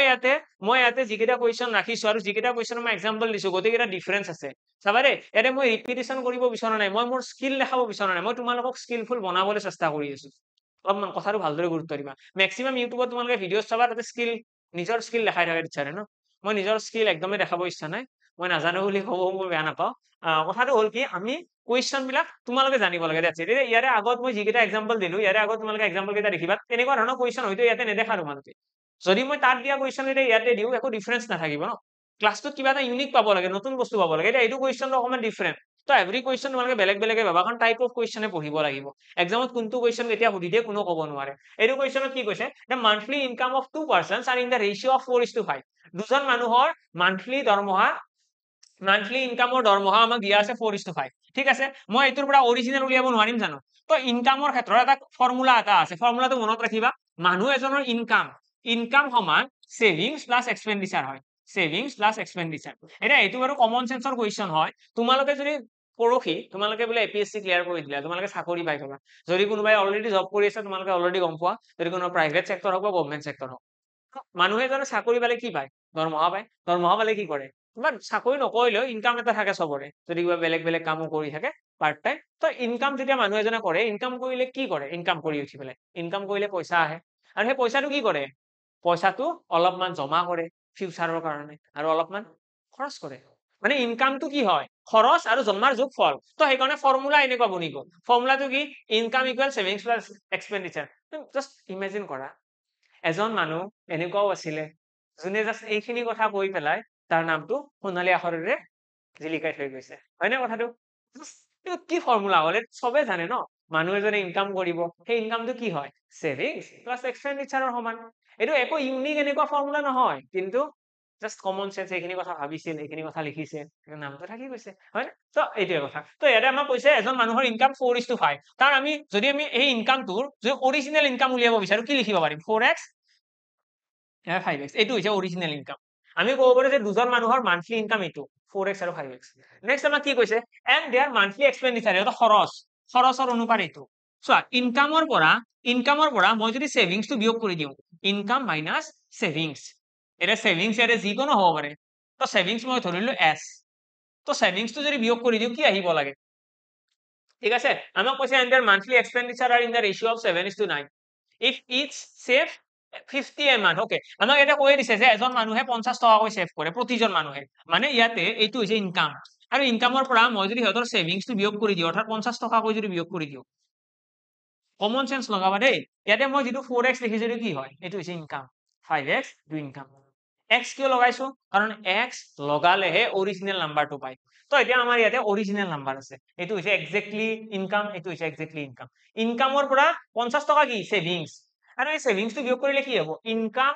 আমাৰ চোৱা এইটো ফৰ্মুলা ফালে নাযাওঁ মই মোৰ কিবা এটা ইনকাম আছে মোৰ সাপোজ ইনকাম আছে 1 লাখ টকা সেই 1 লাখ টকাৰ পৰা মই সেভ জমা কৰিছো 20000 টকা মানে খৰচ কিমান কৰিলো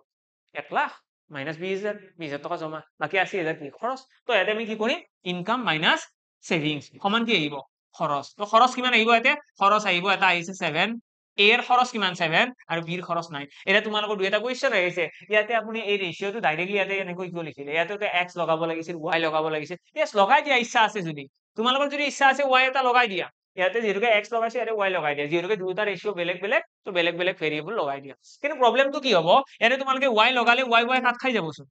যাব ন কাট খাই তো সেইকাৰণে ইয়াতে কোনো ধৰণৰ লগোৱাৰ প্ৰয়োজনে নাই ইয়াতে মই এইকাৰণে লগাইছো কাৰণ ইয়াতে যোগ বিয়োগ হৈ আছে যোগ বিয়োগ হৈ থাকিলে লগাবই লাগিব ওকে এতিয়া এইখিনি তোমালোকে ক্ৰস মাল্টিপ্লাই কৰি পেলাই x ৰ ভ্যালুটো ওলাই দিয়া কিমান আহিব 9 4 গুণ 37x মাইনাস 9 5 গুণ 45 নাই তো 450 আহি গ'ল তাৰ পিছত 7 ৰ লগত পূৰণ কৰি দিয়া 7 5 গুণ 35 35x মাইনাস আকৌ ইয়াতে আহি গ'ল 350 এইখিনি যদি সলভ কৰিবলৈ যাও ইয়াতে দেখিবা x ইকুৱেল কিমান আহি গ'ল 100 আহি গ'ল তো x ৰ ভ্যালুটো 100 আহি গ'ল x ৰ ভ্যালুটো গম পোৱাৰ পিছত আমাক কি উলিয়াব দিছে then what are their monthly income তো হেতৰ মান্থলি ইনকাম উলিয়াব দিছে মান্থলি ইনকাম কি হয় এজনৰ হৈছে 4x মানে কি হ'ব 4 গুণন 100 মানে 400 আনজনৰ 5x মানে 500 তো 400 আৰু 500 হৈছে হেতৰ কাৰেক্ট আনসাৰ তো হেতৰ মান্থলি ইনকাম 400 and 500 আশা কৰো ক্লিয়াৰ আশা কৰো সকলোৰে ক্লিয়াৰ যে কেনেকৈ কি কৰিব লাগে ওকে ডান নেক্সট আইছো নেক্সট কোৱেশ্চন হলে এইটো কোৱেশ্চন এৰে কি কৈছে এৰে কৈছে salaries of a b c are in the ratio of ইমান আমাক তিনিজন মানুহৰ দৰমহাৰ অনুপাত দিয়া আছে তিনিজন মানুহৰ দৰমহাৰ অনুপাত 3 অনুপাত 5 অনুপাত 7 তাৰ পিছত আমাক কি কৈছে if their salaries were increased by 50% 60% and 50% আমাক কৈছে তিনিজনৰ দৰমহা বঢ়োৱা হ'ব এটা এনেকুৱা কোৱেশ্চনতো বহুতৰ কনফিউজন হয় চোৱা এটা মই যদি তিনিজন মানুহৰ কথা কওঁ a b c এই তিনিজন হৈছে মানুহ ইয়াৰে এজনৰ ইনকাম আছিল 3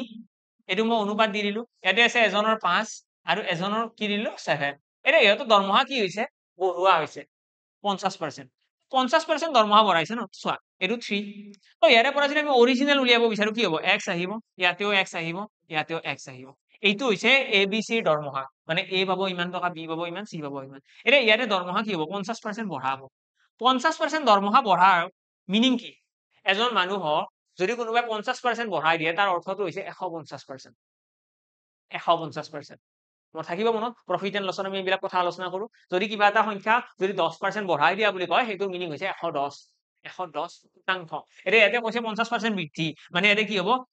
3x আছে ন 3x ৰ লগত তোমালোকে এটা 150% পূৰণ কৰি দিয়া এটা কি পূৰণ কৰিবা মই এটা অকমান এটা কাম কৰি দিছো এটা অকমান দীঘলীয়াকৈ লিখি দিছো 3x ৰ লগত মই 150% এটা পূৰণ কৰি দিম 150% ঠিক আছে ইয়াতে অনুপাত আছে এতিয়া 5x ৰ লগত কি হ'ব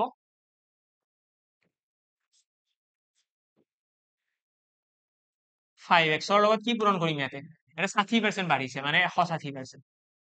বুজি পালা দেন তোমালোকে 7x ৰ লগত কি কৰিবা তো 7x ৰ লগত আমি কি কৰিম ইয়াতে 150% এটা পূৰণ এতিয়া হৈ গ'ল এইখিনি আমি কাৰ লগত কি পূৰণ কৰিছো আশা কৰো সকলোৱে বুজি পাই আছা যে কেনেকৈ পূৰণ কৰিছো কিয় পূৰণ কৰিছো তো ইয়াতে আমাক কৈছে 50% বঢ়াবলৈ তো 150% 60% বাঢ়িছে 160% আকৌ 50% বাঢ়িছে 150% এতিয়া এইখিনি সলভ কৰিবলৈ গ'লে দেখিম ইয়াতে x কাট খাব x কাট খাব x কাট খাব ঠিক আছে x তিনিটা তোমালোকে ডাইৰেক্টলি কাটি দিব পাৰিবা দেন তোমালোকে পাৰ্চেন্টেজ কাটি দিয়া পাৰ্চেন্টেজৰ কাম নাই তাৰপিছত দেখিবা ইয়াতে এটা 0 আছে ইয়াতে এটা 0 আছে ইয়াতে এটা 0 আছে কাটি দিয়া এটা কিমান থাকি গ'ল ইয়াতে চোৱা ইয়াতে 15 আছে 5 যাব ন 5 কাটি দিয়া 5 15 কাটি দিয়া তিনিবাৰ 5 তোমালোকে এইটো 15 কাটি দিয়া তিনিবাৰ তো এটা কি আহি গ'ল ইয়াতে আছে 3 দুটা 3 3 গুণ 9 ইয়াতে কিমান আছে 16 ইয়াতে কিমান আছে 7 3 গুণ 21 তো এইটো আহি গ'ল আমাৰ ফাইনেল ৰেশিও তো আমি কম যদি মানুহ কেইজনৰ দৰমহা বঢ়োৱা হয় যদিহে মানুহ কেইজনৰ দৰমহা 50% 60% আৰু 50% বঢ়োৱা হয় what the new ratio of their respective salaries new salary তো নতুন দৰমহাৰ অনুপাত হ'ব 9 অনুপাত 16 অনুপাত 21 এটা এইটো কোৱেশ্চনৰ পৰা মৰেল অফ দা ষ্টৰী এই কোৱেশ্চন মই দিলুনো কিয় কিবা এটা কাৰণ আছে এক্সামত এনেকুৱা ইনক্ৰিমেন্ট ডিক্ৰিমেন্টৰ কথা কয় আমাক কিবা এটা ৰেশিও দি দিব সেই ৰেশিওটো কিবা এটা বৃদ্ধি পালে কিবা এটা হ্ৰাস পালে এনেকুৱা কথা কয় কিবা এটা হ্ৰাস পালে কিবা এটা কম পালে যদি এনেকুৱা কথা এক্সামত কয় তেতিয়াহ'লে আমি কি কৰিব পাৰো আমি সিম্পলি আমি ইয়াতে যদি কয় 50% বাঢ়িছে 150% লিখিব পাৰিম আমি যদি কয় 60% বাঢ়িছে 160% যদি কোনোবা এটা কমি যোৱা বুলিও কয় যে 20% কমি গৈছে আমি ইয়াতে কি লিখিম 80% কমি যোৱা বুলি ক'লে 80 লিখিম ঠিক আছে যদি কোনোবা এটাই কয় যে 10% কমি গৈছে 10% ডিক্ৰিমেন্ট কমি গৈছে তাৰ মিনিংটো হৈছে 90% হৈ যাব ঠিক আছে যদি কোনোবাই কয় 20% বাঢ়ি গৈছে তাৰ মিনিং কি 20% বাঢ়ি গৈছে মানে 120%। ঠিক আছে এইখিনি বস্তু তোমালোকে মনত ৰাখিবা এতিয়া এইখিনি বস্তু এনেকুৱা নহয় যে আমি আলোচনা নকৰিম আমি পাৰ্চেন্টেজৰ আলোচনা কৰিম কিন্তু আজিও আমি অকমান বেসিক্স কথাখিনি আলোচনা ইয়াতে কৰিলো নেক্সট আহিছো ইয়াৰে পাছৰ কোৱেশ্চনটো ফালে এইটো কোৱেশ্চন এটা কি কৈছে আউট অফ টোটেল এমাউন্ট ইমান বি ৰিসিভস 20% মোৰ দেন এ চোৱা এইটো কোৱেশ্চনত আমাক এটা কৈছে আউট অফ টোটেল এমাউন্ট ইমানখিনি টকা আছে এই টকাখিনিৰ বি এ কিমান টকা পায় বি 20% বেছি পায় কাতকৈ এতকৈ and 25% more than C. What is B share? So আমাক কৈছে B নাও মানুহজনে কাতকৈ বেছি পায় B মই ইয়াতে লিখিছো B A আৰু C সরি আমাক কৈছে B নাও মানুহজনে A তকৈ A এর তুলনাত 20% বেছি পায় মানে A নামৰ মানুহজনে যিমান পায় তাৰে তুলনাত ই 20% বেছি পাব ওকে তো এইটোৰ কাৰণে আমি দুটা ৰেশিও উলিয়াব লাগিব সৰি দে ওকে তো আমাক কৈছে B নামৰ মানুহজনে A তকৈ 20% বেছি পায় 20% বেছি মানে এনেকুৱা A যদি পায় 100 টকা B কিমান পাব 20 টকা বেছি পাব না 20% বেছি মানে 120 হব ঠিকে আছে ন যদি আমাক কৈছে কি বি ৰিসিভস বি এ কিমান পায় 20% বেছি কাতকৈ এতকৈ এনেকুৱা কোৱেশ্চন ৰেশিওত দিব কিন্তু এনেকুৱা কোৱেশ্চন সলভ কৰাৰ কাৰণে বেছি তোমালোকে বেছি মেথছৰ ফালে যাব নালাগে অলপমান কমন সেন্সৰ ফালে যাব লাগে কমন সেন্স কেনেকুৱা এটা মই ইয়াতে যেনেকুৱা কৰো যে বি এ এতকৈ 20% বেছি পাইছে মানে এ যদি 100 পাইছে বি এ 120 পাইছে পার্সেন্ট মানে কি পার্সেন্ট মানে মই বুজাই দিছো এইটো ম্যাক্সিমাম সাগে কনফিউজন থাকে এইখিনিত এইটো কিয় মই 100 ধৰিলো 200 কিয় নধৰিলো কোৱেশ্চন থাকে ন এইটো যে সিম্বলটো আছে এইটো এই সিম্বলটোৰ মিনিং হৈছে পাৰ্সেন্ট এটা পাৰ্সেন্ট মানে কি পাৰ মানে হৈছে প্ৰতি সেন্ট মানে হৈছে 100 ঠিক আছে অসমীয়াত লিখিলে এনেকুৱা হ'ব প্ৰতি 100 প্ৰতি 100 এই পাৰ্সেন্ট শব্দটো আমাক বুজায় প্ৰতিটো 100 মানে 100টা সংখ্যাৰ তুলনাত 100ৰ তুলনাত পাৰ্সেন্ট শব্দটো সদায় তুলনা কাৰ লগত কৰে 100ৰ লগত তো সেইকাৰণে মই কি লিখিছো 20% more than a বুলি কৈছে ন মানে এৰ যদি 100 হয় 20% মানে এৰ যদি 100 হয় তাৰ তুলনাত 20 বেছি 100ৰ তুলনাত 20 বেছি 120 বুজি পালা সেইকাৰণে মই এটা 100 ধৰিছো ওকে নেক্সট আমাৰ কি কৈছে বি ৰিসিভ বি এ কিমান পায় এ তকৈ 20% বেছি আৰু কি কৈছে আৰু 25% more than C মানে বি এ সিতকৈও বেছি পায় সিতকৈ কিমান বেছি সিতকৈ 25% বেছি মানে সি এ যদি 100 পায় বি কিমান পাব বি পাব 125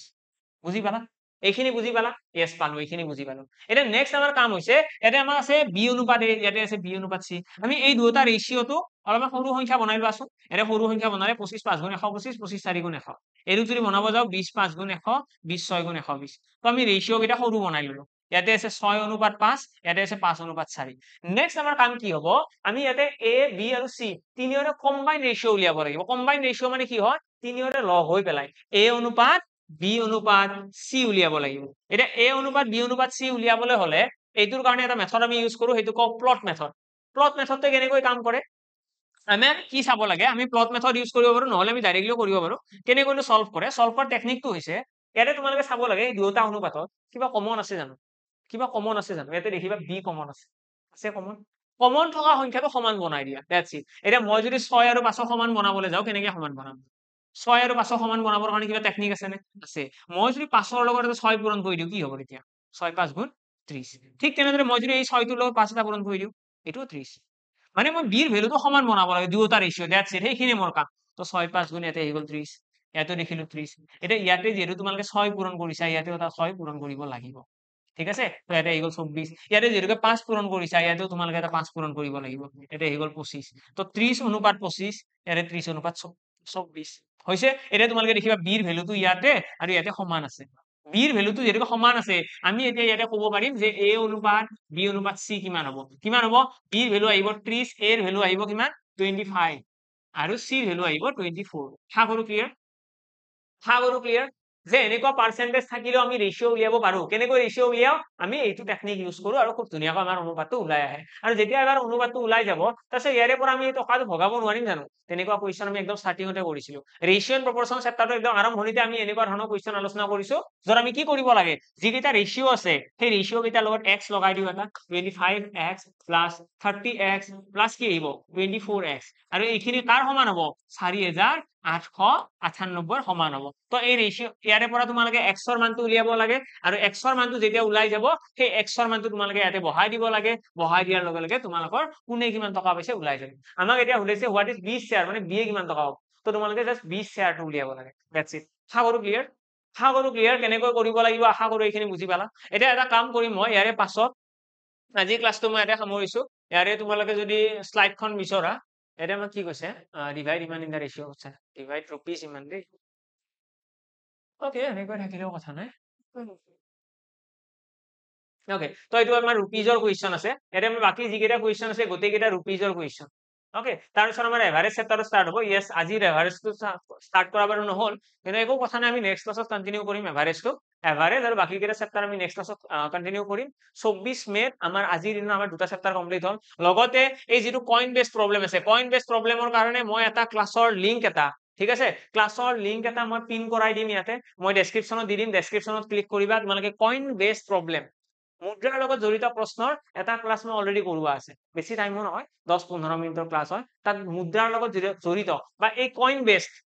বেস প্ৰবলেম যিখিনি আছে ন কইন বেস প্ৰবলেম পুৰা ধুনীয়াকৈ কৰোৱা আছে তো তোমালোকে এবাৰ সেই ভিডিঅটো চোৱা 10 মিনিট এটা ইনভেস্ট কৰা এডিশনালি এটা 10 মিনিট এটা ইনভেস্ট কৰি দিয়া সেইটো ভিডিঅত লগে লগে তোমালোকৰ এই coin related question concept clear হৈ যাব সোৱাৰ পাছত তোমালোকৰ দুটা চেপ্টাৰ আজি কমপ্লিট হৈ গ'ল